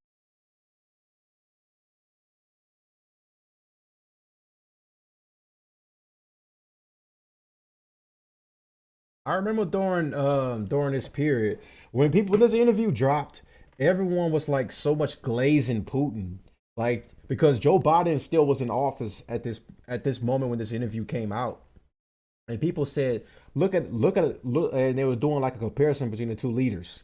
That look at Putin and look at Biden, a senile old man who clearly is just not fit for a leadership role, and then look at Putin, who's just naturally has that aura about him of being a leader. You know, it was a weird, weird kind of thing to start doing, in my opinion. Weird kind of thing to bring up, but I get it because like people were, people didn't like Joe Biden at all. I mean, say what you will about the guy. I don't wish death upon him. I mean, he was a terrible president. Don't get me wrong. And I mean, his coked out son, which they did spread a lot of lies on his son, Hunter Biden, and I'm glad the guy's kind of got clean and he's doing well for himself right now. You know, I could be on the right and still not wish death and wish harm upon my enemies and stuff like that.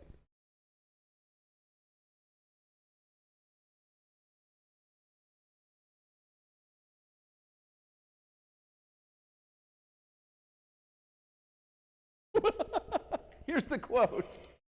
Thank you. It's a formidable series. Is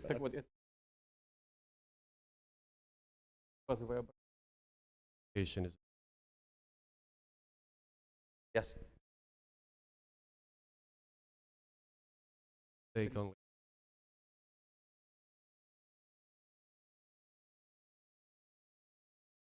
Please.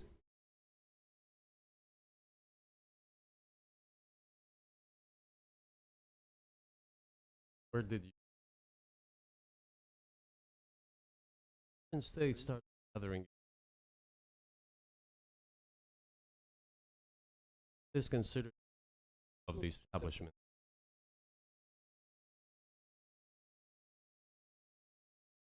Townspeople of Novgorod in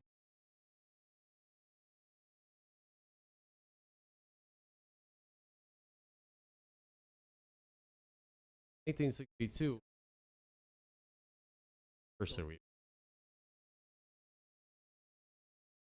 and in Novgorod, memorial anniversary. 882, Rurik's successor,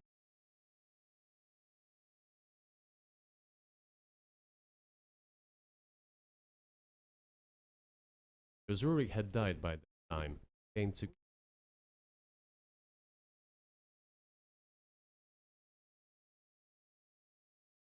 apparently had once been members of Rurik's squad. So Russia began to develop with centers of power. Novgorod. The next very significant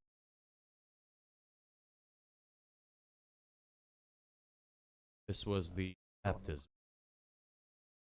Vladimir, great-grandson, Russia adopted for humanity. From this time, centralized Russia strengthened territory, ties, one and the same language, and after the baptism, same faith and rule of France. Centralized Russian state began to shape.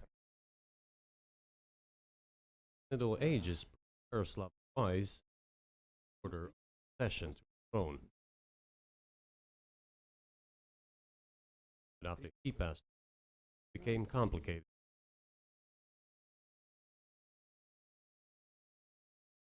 The throne was passed not directly to his son, prince passed away, father, then to his son,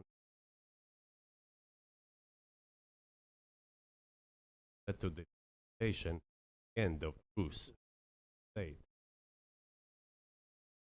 There was nothing special happening that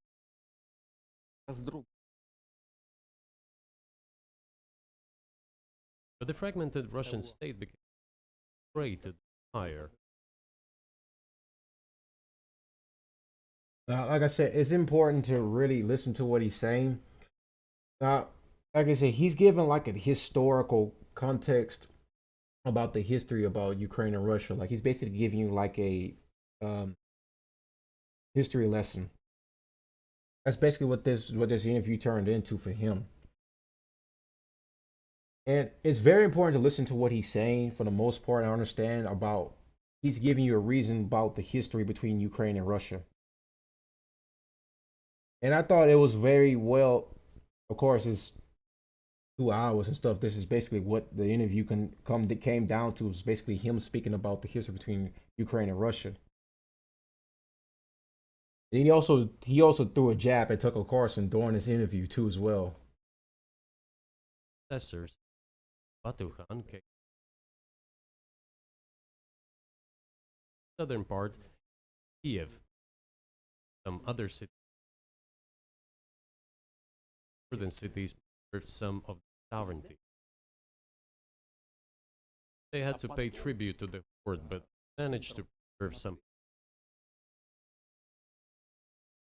And a unified Russia shape center. The southern part of Russian lands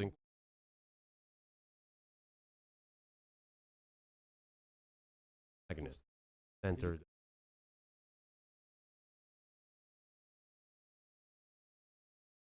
This was the Grand Duchy. It was even called the because Russians were a significant part of this. The Orthodox. Obviously, we're not gonna watch the whole interview, but I'm just giving guys basically a clear view of how Putin views basically this in conflict somewhat.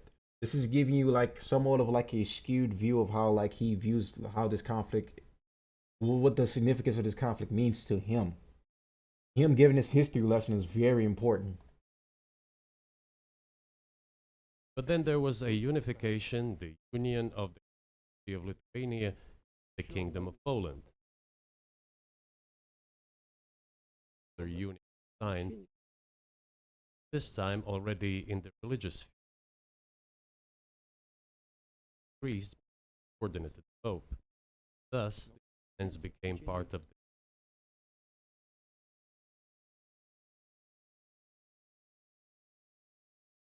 decades. The Poles were engaged in creation of part of the.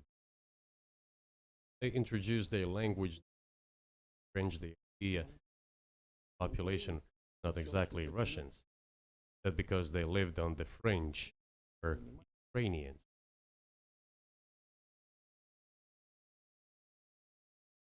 Person living on the outskirts, along the fringes. service group. So the Poles were in every possible way to colonize part of the lands, and actually treated it rather harshly, cruelly.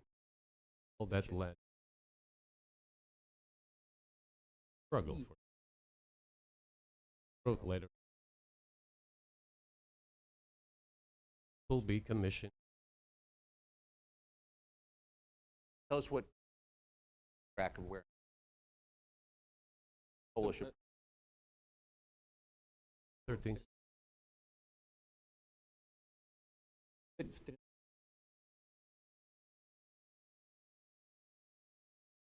Oh, I will happen later. Right, so. And in 1654, and a bit earlier,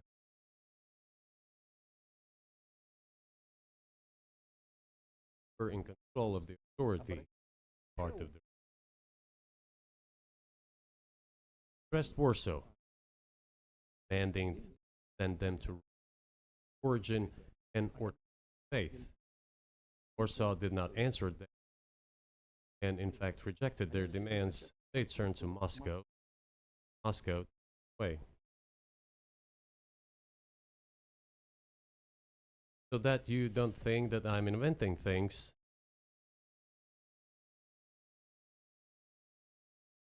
I'll give you. Well, I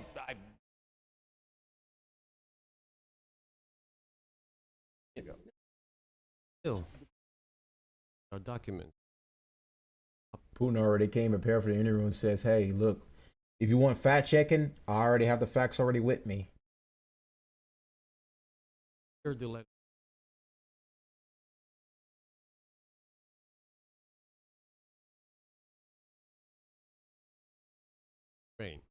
He wrote to Warsaw, the man held. Being refused, he began Moscow.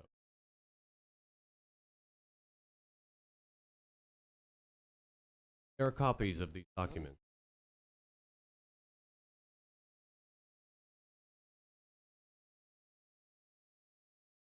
Russia would not agree to admit them straight away, that the war with Poland would 1654.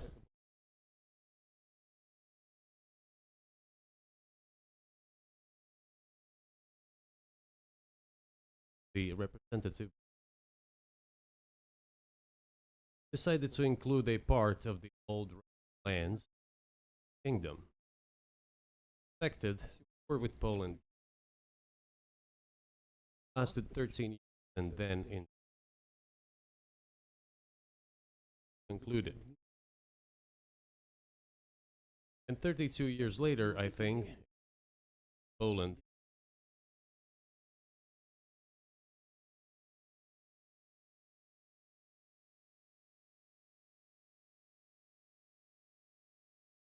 the whole right bank. Under the rule of Catherine the Great, Russia reclaimed all of its being in the West. This all lasted until the revolution. Before World War I, Austrian General Staff relied on the ideas of and started actively promoting Ukraine and the US.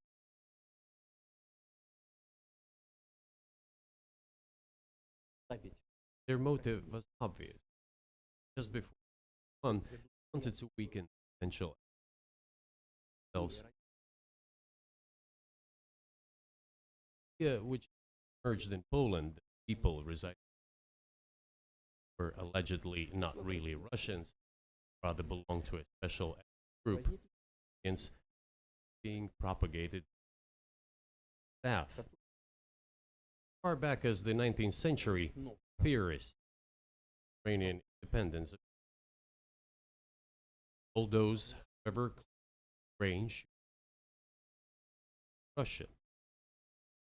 They insisted on that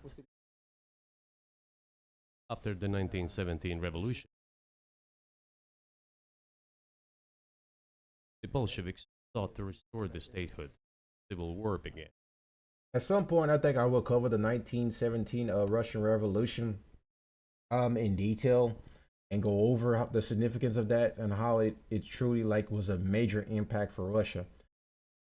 At the same time, I will cover the war between the nationalists and communists in China too as well. Those are two separate upcoming long form content videos I'm thinking about doing for y'all.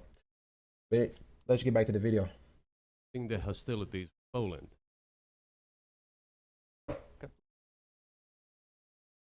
1921 peace claimed, and under that treaty of Dnieper River again was Poland. 1939, after Poland cooperated with Hitler,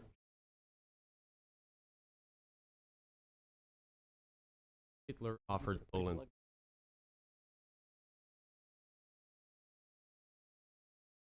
alliance, turned that Poland gave back corridor connected the bulk of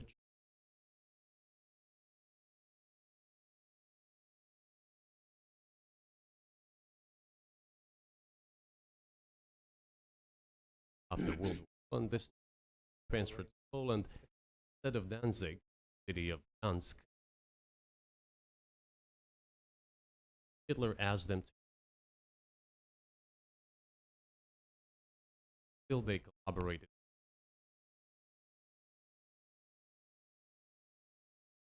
Partition, Slovakia. May I ask you, you're making the case that Ukraine, parts of Ukraine, why wouldn't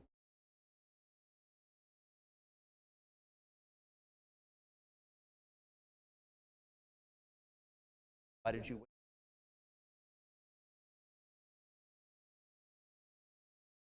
Briefing is boring, but explains boring.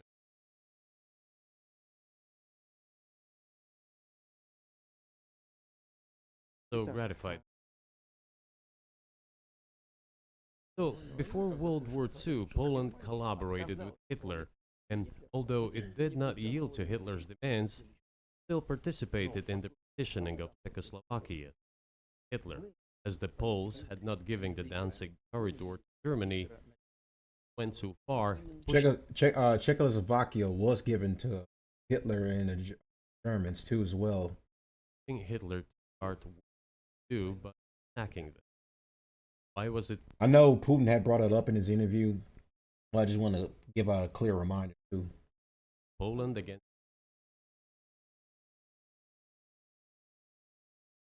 Poland turned out to be uncompromising. Hitler had nothing to do but start implementing Poland. Wait, USSR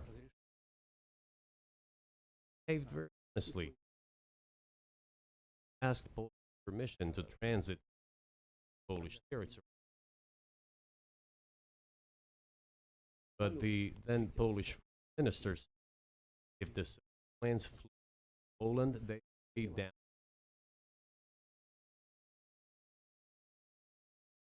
Matters is Poland policy that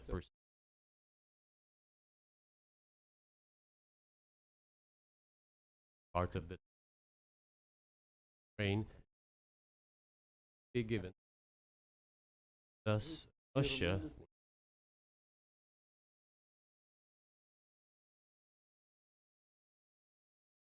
the Great War, as we call it. All those territories were ultimately enshrined as Russia.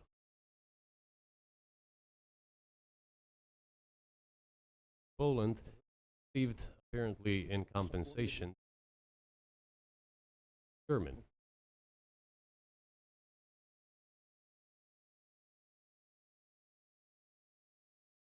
Of course, Poland regained access to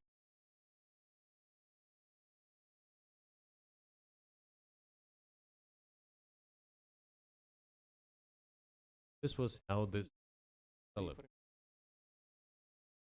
In 1922, established, the Bolsheviks started building the USSR and established the Soviet Ukraine, which never existed before.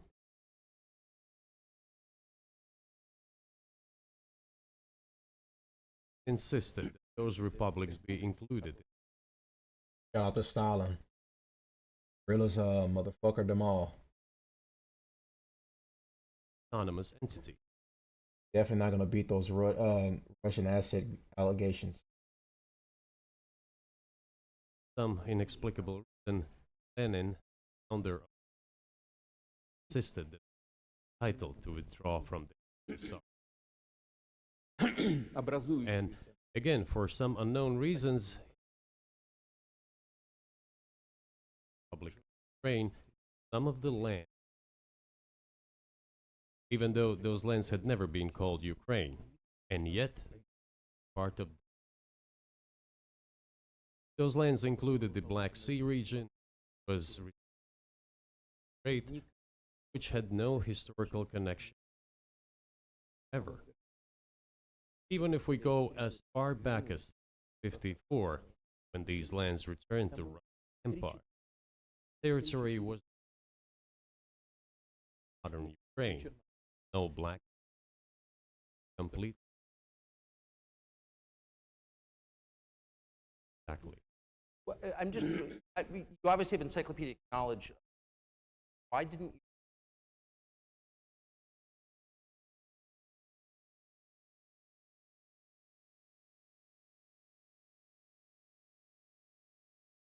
Soviet Union.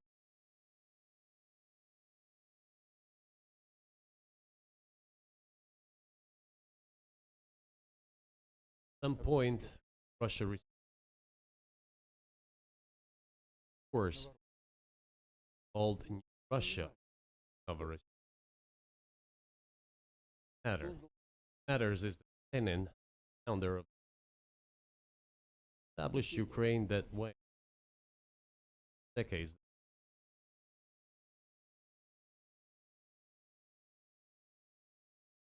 For unknown reason, again, Bolshevik. It was not merely opposed. Rather, it was explained by the general policy. Same things were done in other Soviet republics, promoting cultures. It is not a bad in principle. That is how the Soviet Ukraine created. After the World War II, Ukraine received, in addition to the lands that had belonged to Poland before, were part of the lands that Hungary. So Romania and Hungary had some of their given to Ukraine. They still remain. So in this sense, you have every state. I believe Hungary has a right to take.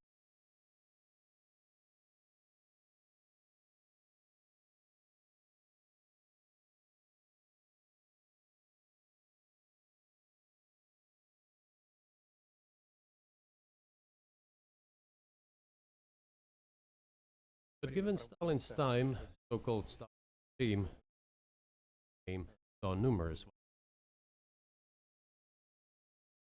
other states.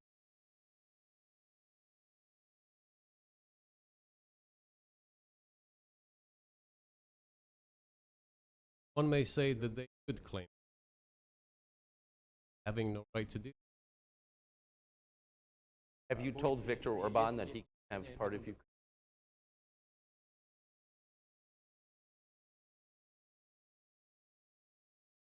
Told them.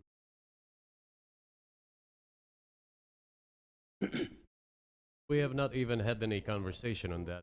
I actually heard that wanted to get back to the. Moreover, I'd like to share a very interesting story with you.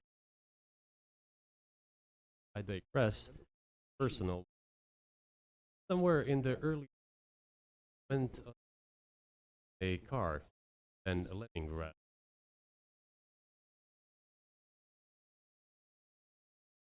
Then I went to the town of Beregovoye. Towns is the Russian and Hungarian. not in Ukrainian, in Russian, and in Hungarian. I was driving through some kind of village, and there were men sitting next to the houses. Hats. Some kind of entertainers. Told no, they were not entertainers, they were Hungarians. And they preserved the Hungarian language, Hungarian names, all their national costume. They are Hungarian. Out there. But that is, and there's a lot of that, though. I think many nations are frustrated by the region. Back 1,000 years. But the fact is, the case that you made, which I read today, just explain it from the West.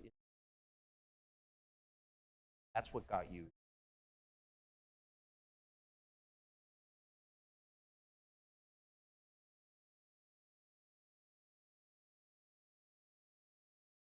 I understand probably fall outside of that. Why I asked you at the beginning. Yo, said, talk. There with. We're coming to the point where the Soviet Ukraine was established. Then, in 1991, the Soviet Union collapsed. Everything that Russia had generously dragged a ladder. Coming to a very important point of today's agenda. Thank you. After all, the collapse of the Soviet Union effectively initiated. Do not understand. Like they were everything.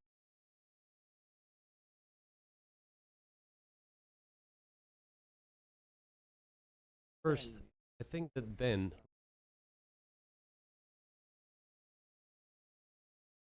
Ukraine were in fact a common language.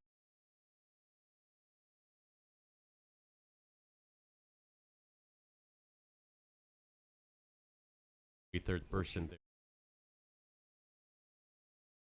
Common culture, common history, finally, faith.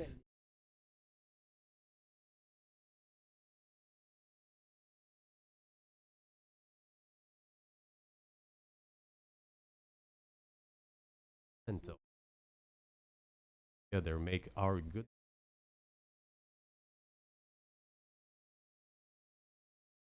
Point is, want you Americans.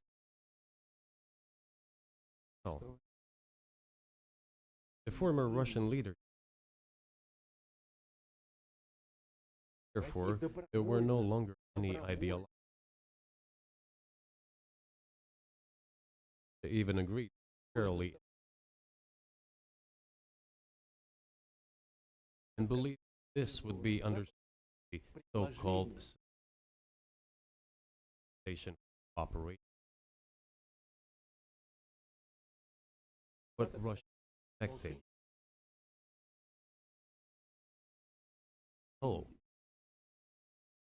they were smart. Are listed personal conversation.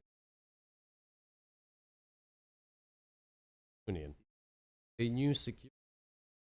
Putin also, like I said earlier, about taking Ukraine and basically taking and re-entering Ukraine back into Russia and making it basically another Russian territory again. Like I said, he wants to bring back the Soviet Union. He wants it to come back. He wants the ashes of the dead Soviet Union to rise again and come of new. And he wants to be the one that leads this reemergence of the Soviet Union. That's basically what like I said earlier, about what his ultimate goal is. and what his want is to end the war. That's basically what Putin wants. He wants Russia to go back to what it once was during the Soviet Union. Help given to system should be established to the United States, Canada, Russia, and other Central countries. NATO not to expand. Said NATO expands, everything would be just the same as during be closer. Push the one. In fact, he got angry once. If that you don't listen to me, I'm never setting my foot in Moscow. Happened. Well, of course, it did come true. Mentioned times, I think.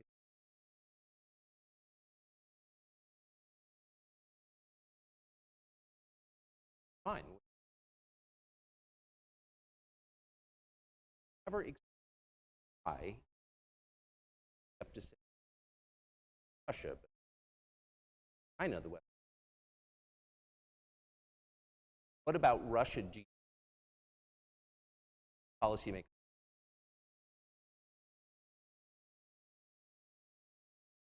West is afraid of strong China more than it strong Russia. Russia has 150. That actually is a fact of what he just said. Clearly, I'm not even. No one can dispute that fact because our main rival is China. You know, our main political, economic, everything you could think of rival is China. China is that end all be all rival. Because when you look at the similarities between China and the United States, it's very apparent. They're the next country besides us to be the most. Obviously, if you look at the top economic list, China is second to us, and for good reason. Russia and China and Iran are the countries among the BRICS Union, and like what Putin just said, the United States fears China more than they do Russia. Now, of course, there are always talks of the enemy from within, and that, of course, is our greatest ally. I will address them at some point too, as well. Of course, everyone knows who I'm talking about, but we'll say that for Rumble only. China has 1.5 billion population. Its economy is balanced for 5% a year. But that's enough for China. Mark wants potentials. Potential is enormous. Is the world in terms of purchase economy. It has already overtaken the United States time ago. Growing at I've heard people say that actually. A lot of economics, a lot of people in the tech industry, of course, because as everyone knows, there's this grand AI race between China and the United States. You know, ChatGPT came out before the China recent released AI DeepSeek, which released last year. I actually have it on my phone. I use it. It's the crazy thing about it. They spend millions, billions of dollars on the ChatGPT. In order for you to get the full capacity of ChatGPT, you have to pay $200 extra. For DeepSeek, it's free and it works 100% better in some ways than ChatGPT. And that's crazy to say that. You know, we're in this race with China to see who can become the world's hegemon when it comes to global power, basically. And it's kind of clear as to who wants to be the top dog, basically. Who wants to be who wants to be the country, the global leader? Because the United States became the global superpower post World War II. And now China is apparently on our heels and catching up to us very fast. so much so to where they're trying to steal a bunch of like our scientists, college educated, funded students who graduate and go into fields of STEM, go into become scientists, grow into like these types of research fields, and China is looking to pick them up and bring them to China and have them as their own. This is why like being offered a trip to China is the same. It's kind of like the similar to the trip to Israel. Let's not talk about who is whom. Let's get into the fact that after 1901, elected the brotherly family of nations, nothing like happened. Don't mean you personally. Talking about the United States. But it happened 5 times. We tolerate.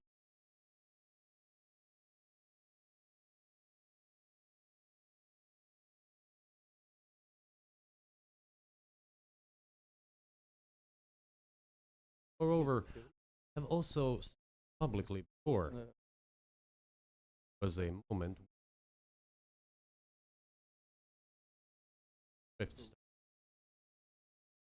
that he states or he said the words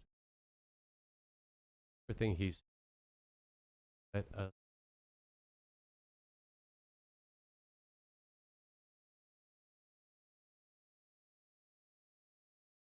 raised his voice and curbs wouldn't but our voice.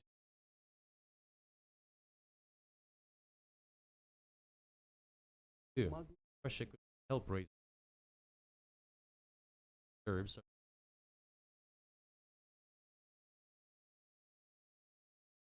nation. Well, regardless, important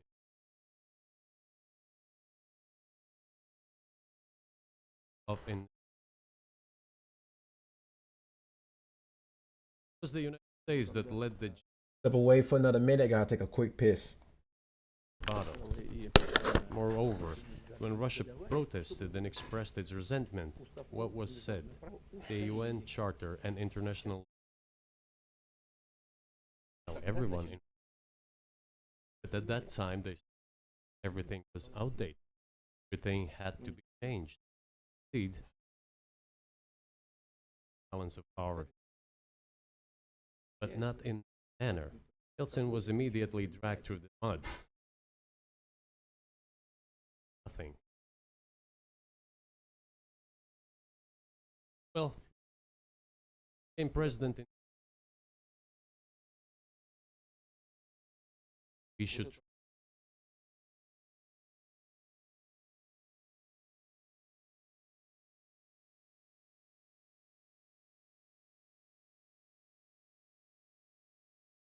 The meeting, Kremlin, outgoing to him, asked him, asked to join NATO. Do you think it? He said, think.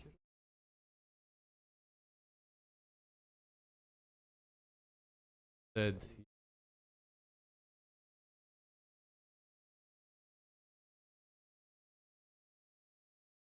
I think that then it happened. Were you sincere? Have I asked the question. Not the answer Yes. I got. No.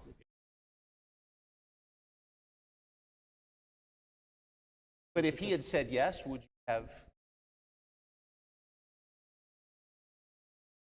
Had said yes. The process of happened. Efficient. Well, Why do you think that is? Just got it. But why do you West left you by the hostage? Why did the enemy fix the world? What motivates them?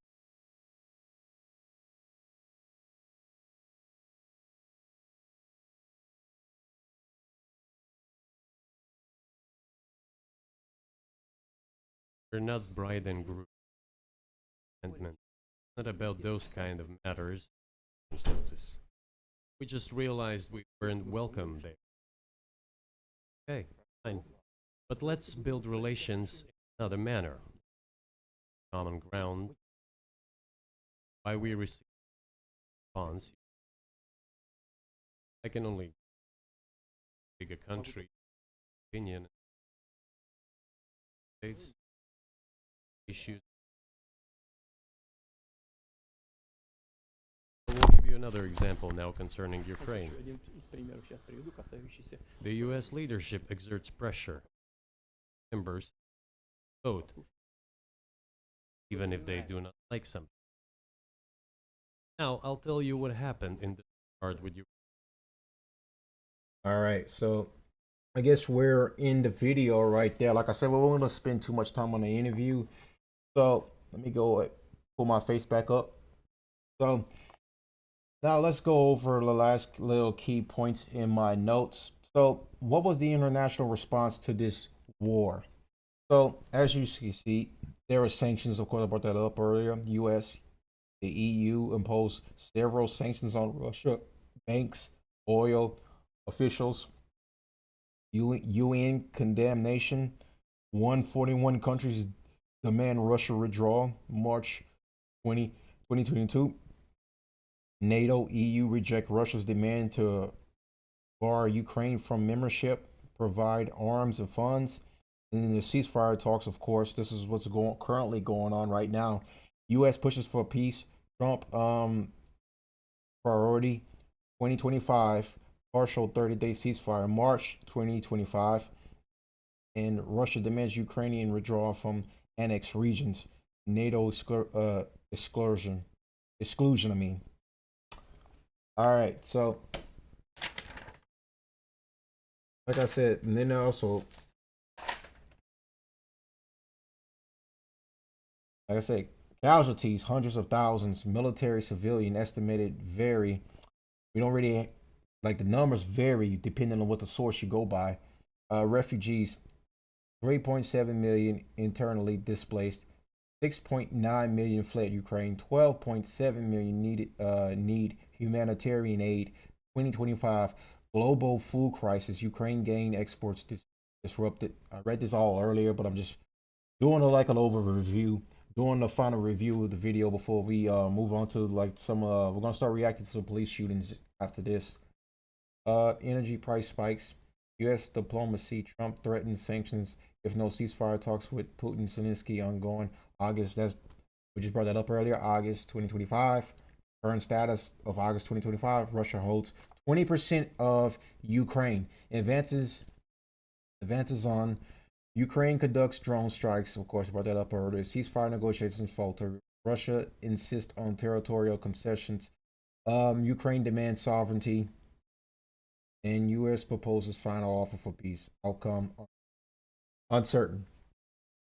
All right, so that's pretty much everything right now. And as more news comes out about this, we're going to keep covering it. We're going to keep going up, and then we're going to we're going to have like an entire day where I'll probably do an entire stream dedicated to it.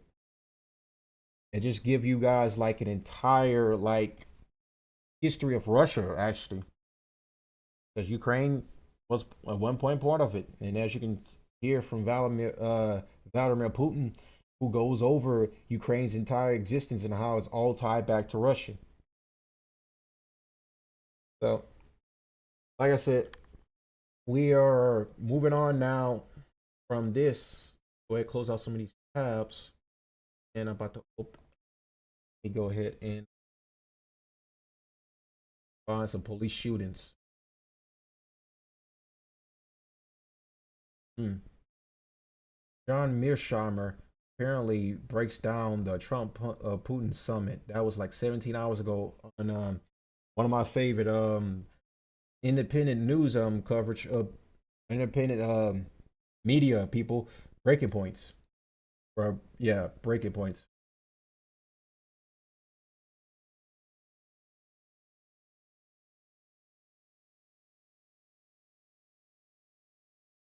Might save that for another day.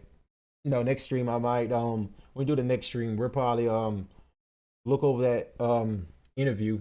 Let's see. It's only like it's 41 minutes. Yeah. We'll probably review it next time. Let's look at some police shootings. Got a couple that I haven't reacted to last time.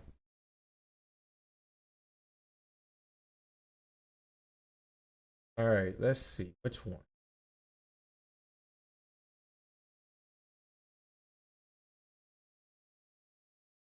Go with your hand. Put up on the curb. Come on. Watch out, watch out. Oh shit.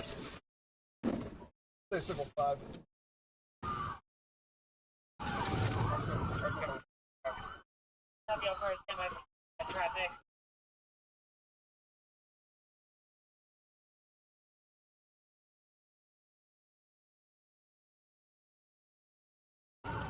He's gonna hit us.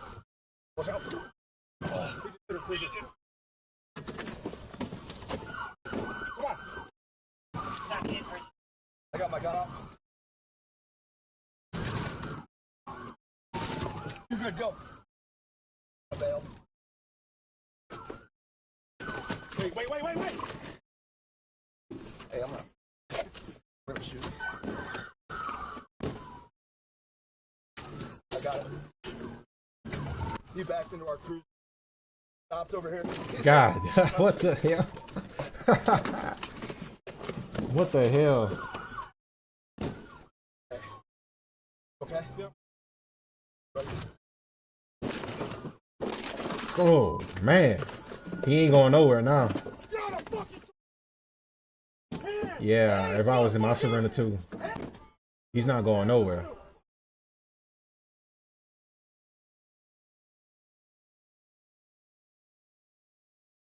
You move, you will get ended.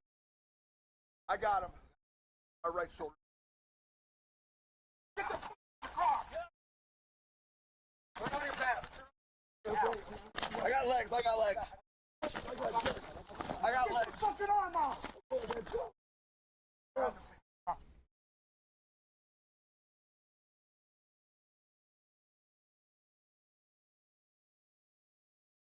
Oh, that one was well, that didn't last as long as I thought it would. Honestly speaking, I expected him to put up more of a fight.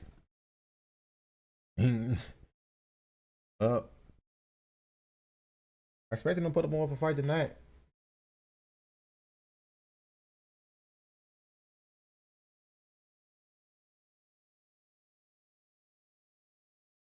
All right, let's go to another one.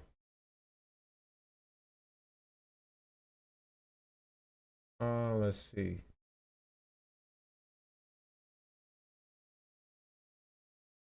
This one right here. Seems like it's pretty good. Oh, my mic cut out there for me.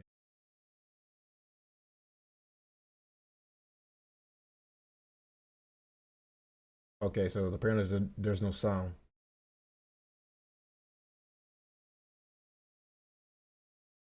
Apparently he's trying to arrest the guy and they're having a skirmish. All right. Crap. They got the guns drawn. Audio begins in. What's your name? What's your name? Put it down! Put it down now! Put it down now! Bro. God. Bro, if they told you to drop the gun, why? If they told you to drop the gun, why didn't you just drop the gun, man? What are you trying to accomplish? Put the gun! Put the gun!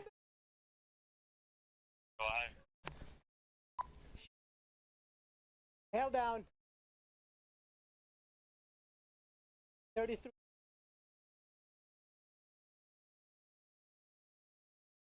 Gun down. Okay, did you Is he still alive?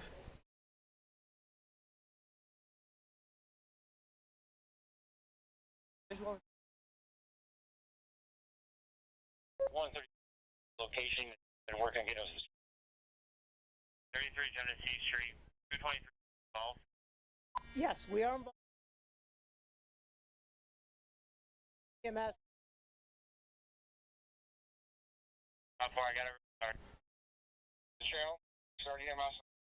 Good, please.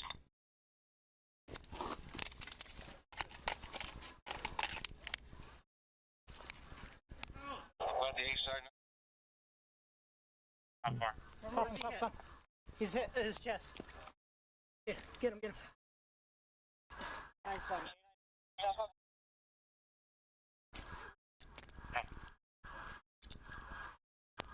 Right. Any wounds? 133. Work on getting all the street. Getting some people, please. I shot probably 4. That's 143. I'm on soon. 125. I need. Yeah. Have you witnesses?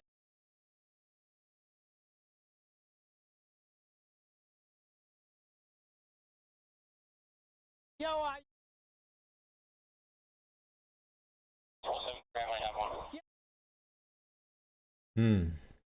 All right, so we're seeing the other police officer that's right next to him, Zangle. Said the auto hasn't begun yet. On a countdown right now. As you can see, this is from his point of view, the scrimmage that happened before the guns were drawing. As you can see, one drew his gun already, and then the other one, as we've seen from his point of view, he drew his gun right afterwards.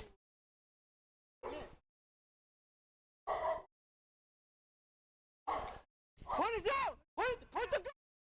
Put it down!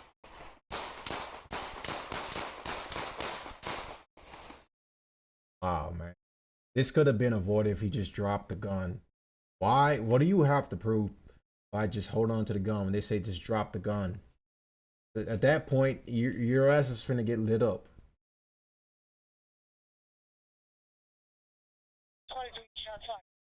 Down! Gun down!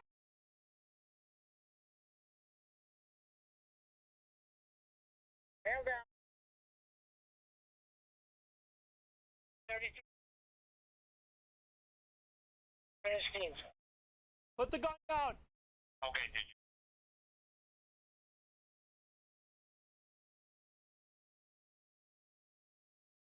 Got visual on this gun? 133 location. Go ahead and work on getting us 33 Genesee Street, 220.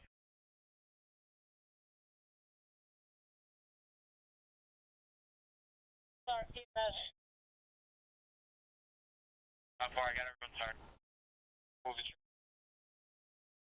Good, please. Good.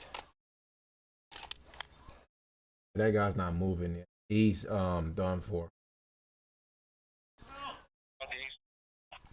Alright. How far? From around hit his chest. Hit. 9-7. 897.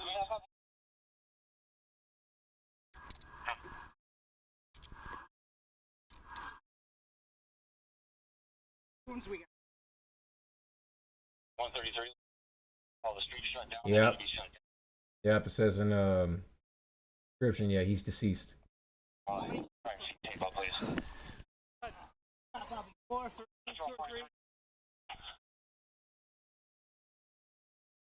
125. Yeah.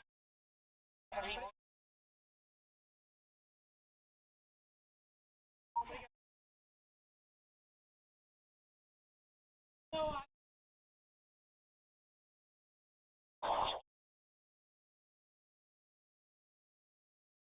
Wow, that one could have been avoided. It just, when they say drop the gun, drop the gun. There's no point in trying to fight it and try to argue back and forth and just try to prove a point, because you're just gonna get shot. Man, that was just crazy. That was crazy.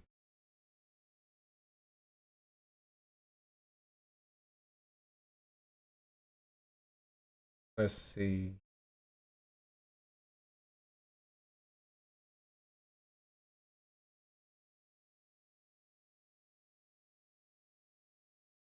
Watch this one.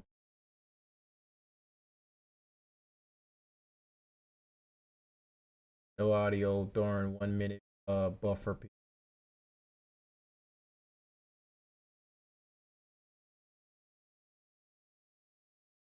You being trash right now.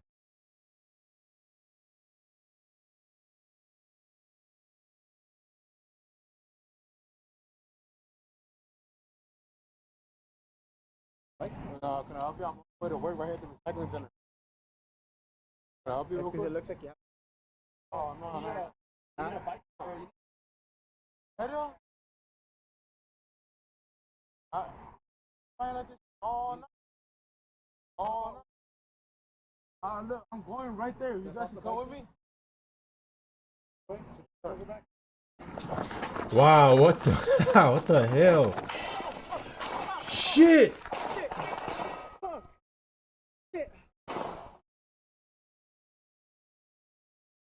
Shots fired. Wow. That was so fast. He shot the officer clear as day.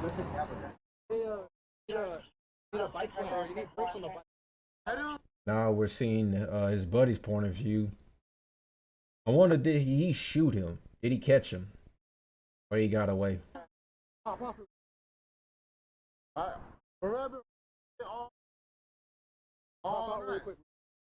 Look, going right.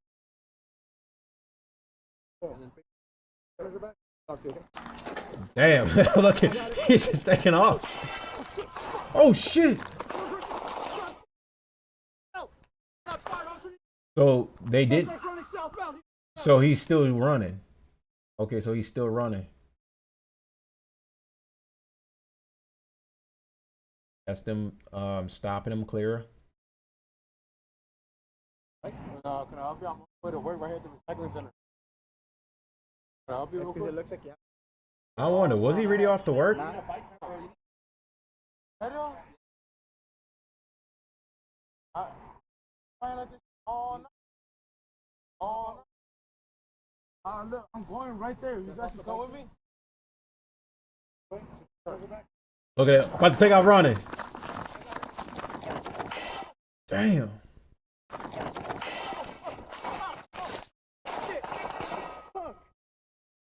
Yeah, but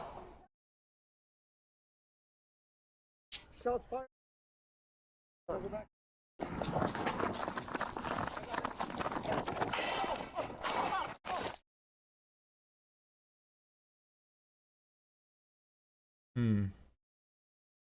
one of these are different.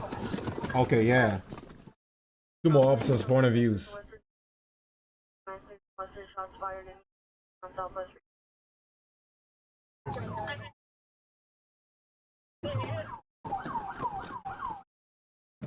Oh, they got him. They got him. Oh, they knocked the shit out of him. Oh, shit.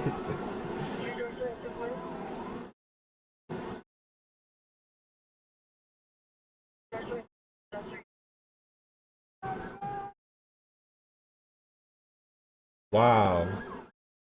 This is the first shooting suspect I've seen in a minute that actually has survived.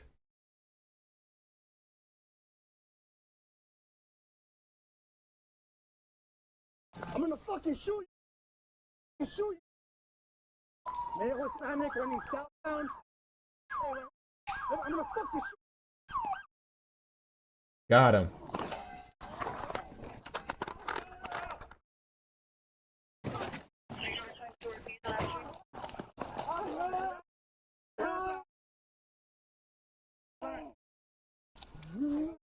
If we were just going to work, then why just open fire on them? That doesn't make any sense to me.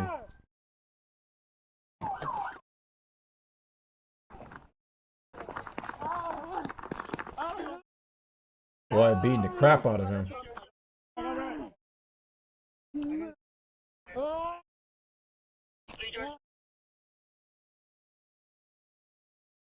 Oh, he's dead, about to be doing some time. I wonder. Find him guilty, obviously.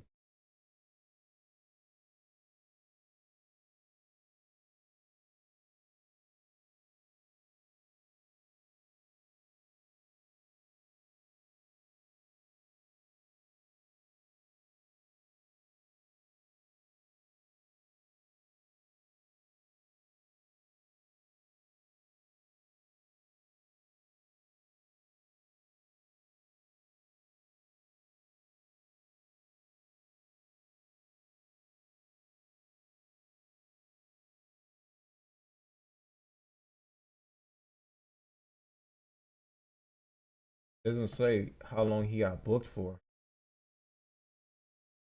Doesn't say. The fact that this happened on MLK Street too is just kind of very funny to me. I feel like every time you have a street named after MLK, a known communist, you always tend to have these problems.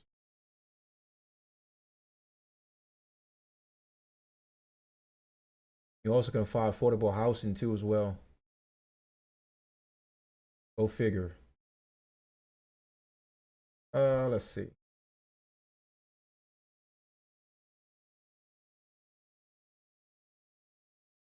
Well, it seems like it's gonna be interesting.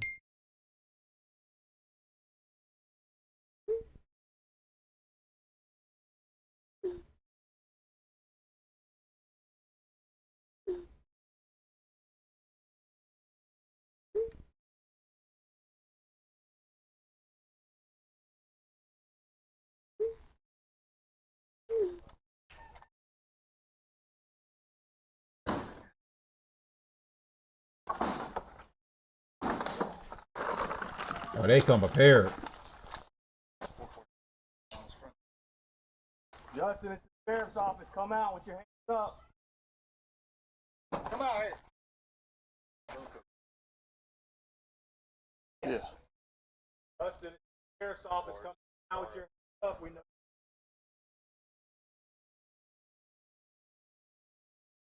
Justin, come out now. He's talking back. Hey, world in the back. We can take this room. Justin, it's the sheriff's office. Come out. Down that hall. Okay, you're gonna come out now. Hands up. Yes, you are. Let me see your hands. Justin, let me see your hands. Yo, these criminals just talk crazy to the cops. Oh shit. Hey, get on the ground. Now. Justin, get on the ground. Down. No. Justin, do not. Get down. Justin, get on the ground. That's the back door. About to get tased. Lay down. Now. Lay down. Lay the down on his stomach. Go get tased. Your hands down. Behind you. Hands out in front of you. Hey guys, just hold on. We got it. Come in. On your back. They got Mr. Pippin now? Right.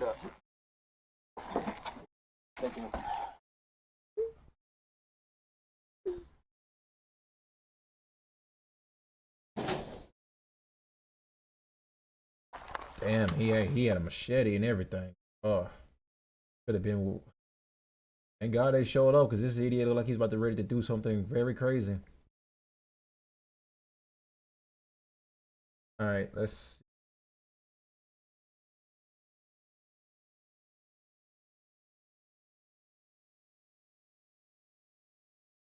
What's one? Back to.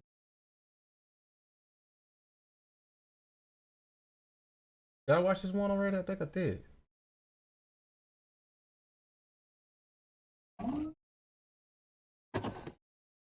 Hey, I'm gonna get you, bro. The video. There's out. Oh, I'm gonna get you, bro. Oh, I'm gonna get you. Oh, I'm gonna get you. Oh, I'm gonna get you, bro. Oh yeah. Oh yeah. Where you going? The cops are just talking shit to this guy. I'm gonna get you, bro. I'm gonna get you. It's crazy. Damn. Why is the camera so blurry? Damn. Whoa.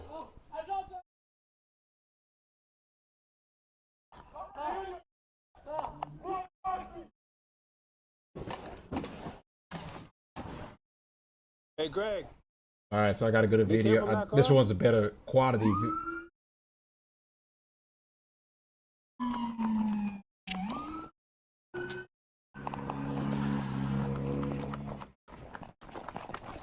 Hey, Hey, get on the fucking ground!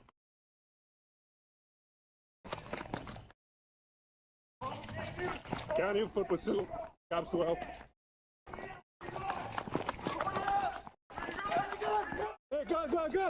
Gun's a gun! Gun a gun! Gun a gun! You got a gun, Connor? Yeah, drop.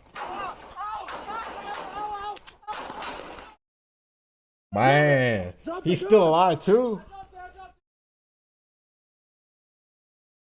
Get on your back. Wow. Who else towards me? Come over here. Yeah. All right? He's on his back. Hey, you want to drop it? Come on towards me. Come on towards me right now. Come towards me. Get away from the gun. Yeah. The gun's behind him. The gun's behind him. Hey, cover us here, Greg. You cover? Don't move. Don't move. Grab the gun. Is he still alive?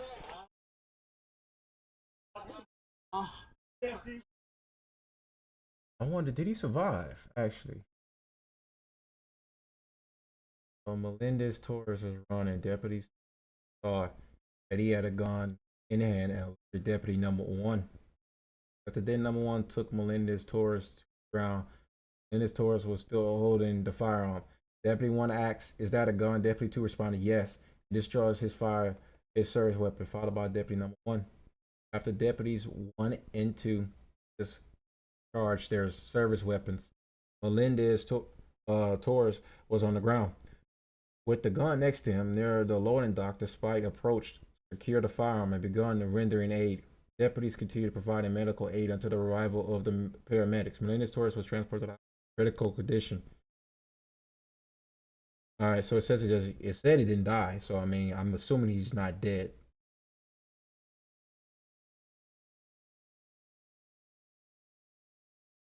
So I'm gonna assume he didn't die.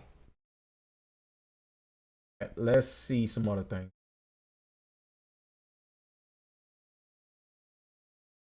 This one seems like it's gonna be a crazy one.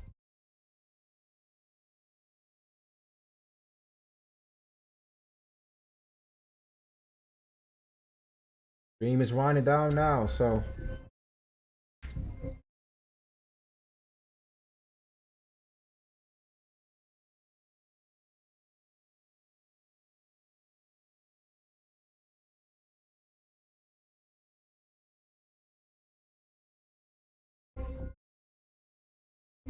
also, I want to remind everyone tomorrow I'm streaming only on Facebook tomorrow. So let me go ahead and pull up the Facebook page so I can show everyone where we're going to be at tomorrow. If you want to come over there, show your support.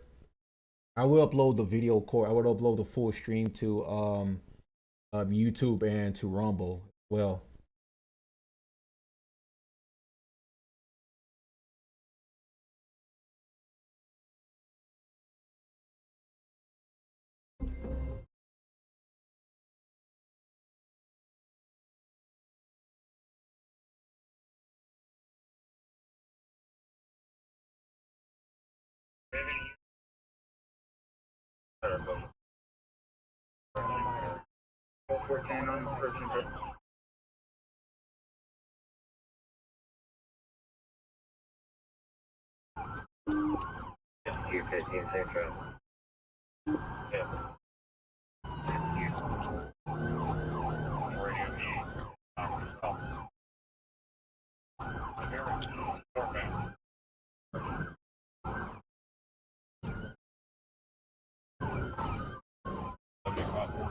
Now on the opposite lane.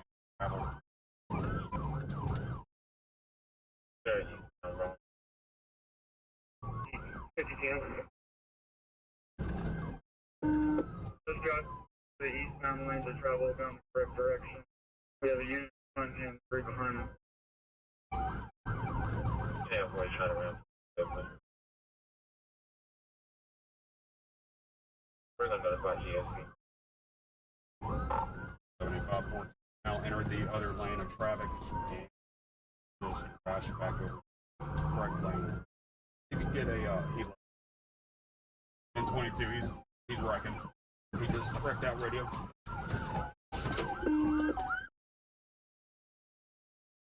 Okay. Just get away. All right, come on. Let me see you.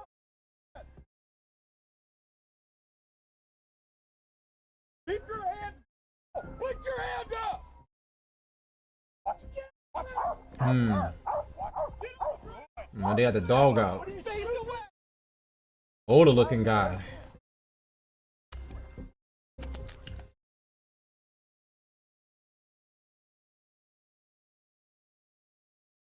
I was expecting this to be a little bit more exciting than that. Like, come on, man. He's put up more of a fight.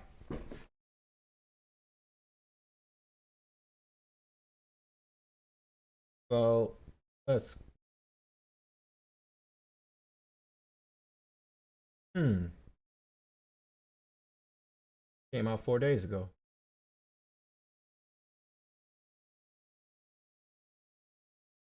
Back forward 20. Right here.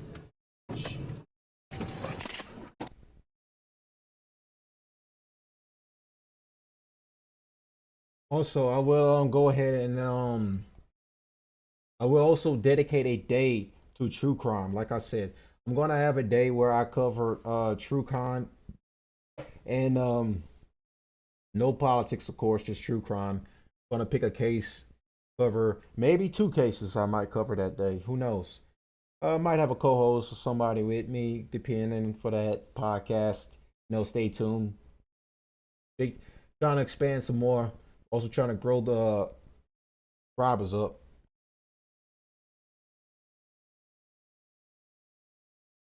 Back forward 23. Right here.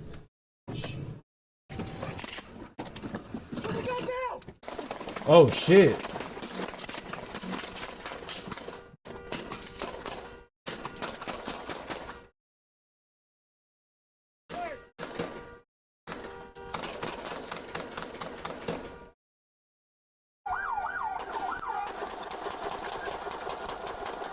Wow.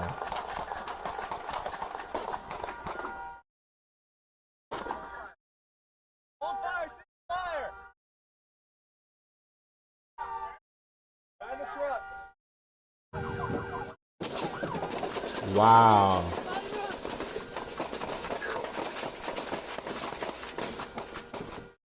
That's crazy. Bro's got all the cops coming out for him, after him in Reno. Oh, he's dead. Oh, he's gone.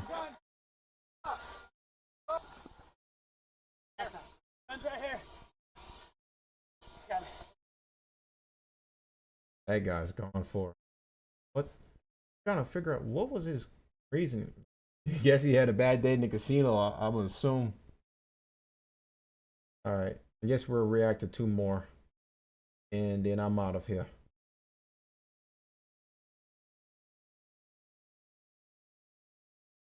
That was crazy.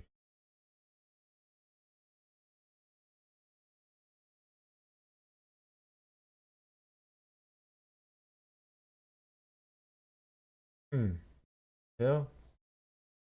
Look at this one. Sheriff's office. Come on with your hands up. 523. I got a fire in the men's locker room. He's definitely looking like.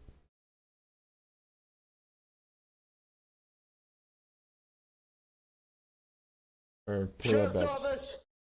Come on with your hands up. 523. I got a fire in the men's locker room. He's definitely looking like he's trying to get into the roof. Multiple locker rooms with him tearing out tile. I think he's in the roof right now. Wow. This guy must have broken into Planet Fitness.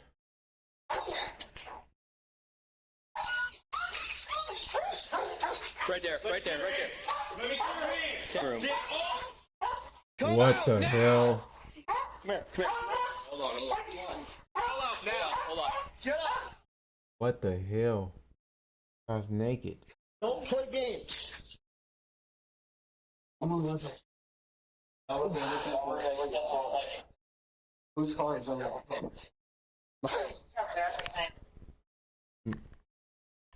They're gonna wrap you up. Yeah, okay. Is that better? Oh, you left cheek marks. That was crazy.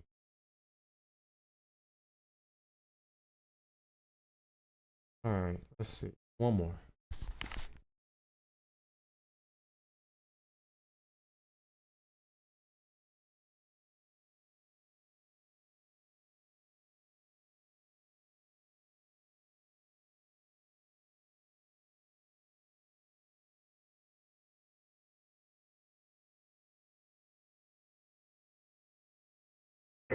I'm with you. Target, it's a fake time. 8819 on the Mustang. Colorway.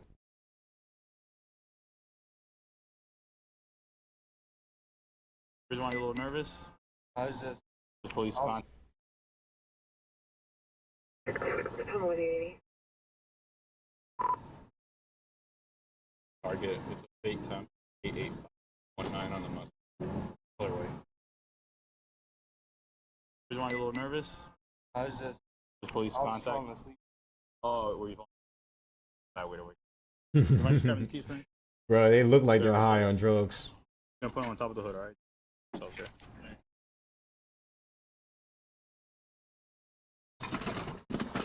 Oh shit. Oh shit. Get in the car! Stop! Bruh lost his shoe. Now he's still taking off running. What percent 99?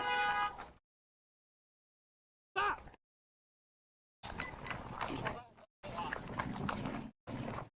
You're gonna get tased!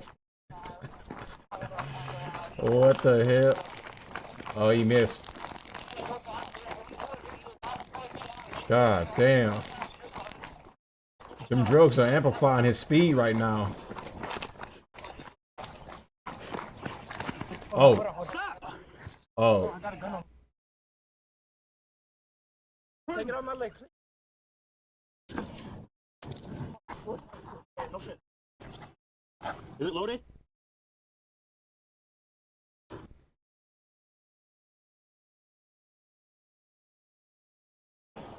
Damn. Wow. What the fuck? Oh. Guess that's the last one right there. So, all right, y'all. That is all I got for you tonight. Hold on. Before we get out of here, let me pull up the Facebook page, actually.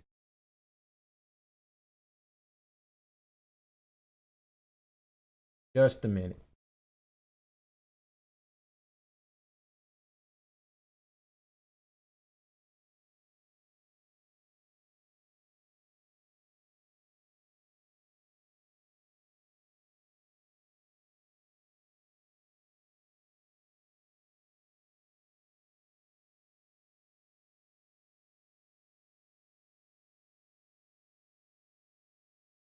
All right, so I will not be streaming tomorrow on YouTube. I'm gonna be streaming on here on Facebook to give the Facebook audience a little something, you know.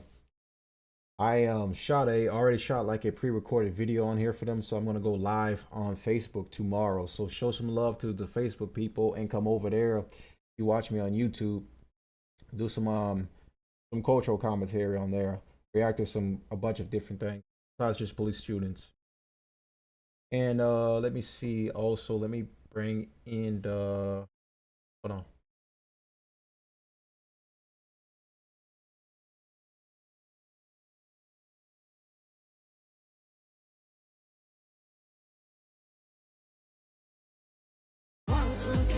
Sorry about that. Didn't mean to hurt y'all eardrums.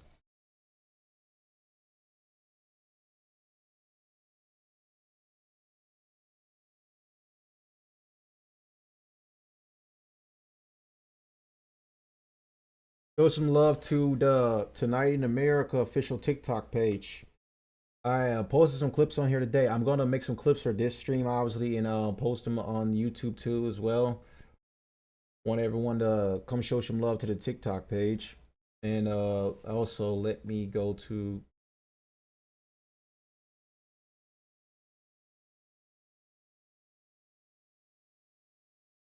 I have a bunch of clips that I made today too on the YouTube. Make sure you show some love and support to those. Give me some feedback on them. Let me know how they are. I have a lot more too from the other stream, from my first stream. And yeah, so glad for y'all to turn in. And there's the first stream I did right here: Trump DC police takeover, power grab, or public safety. So obviously I'm gonna get the thumbnail made for this too as well, and then I'm gonna update it. But I mean, there is my pre-recorded video, my first episode that I did. That's at 10 views. You need to get that up a little bit more. Come on now, show some love and support, and like the video too as well. But anyways, I am out of here. So I'll catch y'all tomorrow on Facebook. Like I said, remind y'all, we'll not be streaming on YouTube tomorrow. We'll be streaming on here exclusively. And afterwards, I'll post a video. I'll post a video to YouTube and then Rumble too as well. Yeah, hold on one second. Let me bring up the Rumble page. I gotta post the first stream and this stream on Rumble too as well.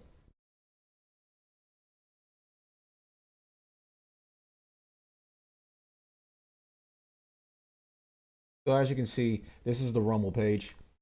Come and show some love to Tonight in America on Rumble. And yeah, we're trying to grow on multiple platforms. Like I said, I'm trying to build the audience on YouTube, and then I'm trying to grow it to bring it over to Rumble. At some point, I am going to be on YouTube for a minute, but and then I'm also going to prioritize Rumble. But like I said, this is pretty much all I got for you guys today. So I'll catch you guys tomorrow on Facebook. Have a good rest of your night, and yeah, see you next time.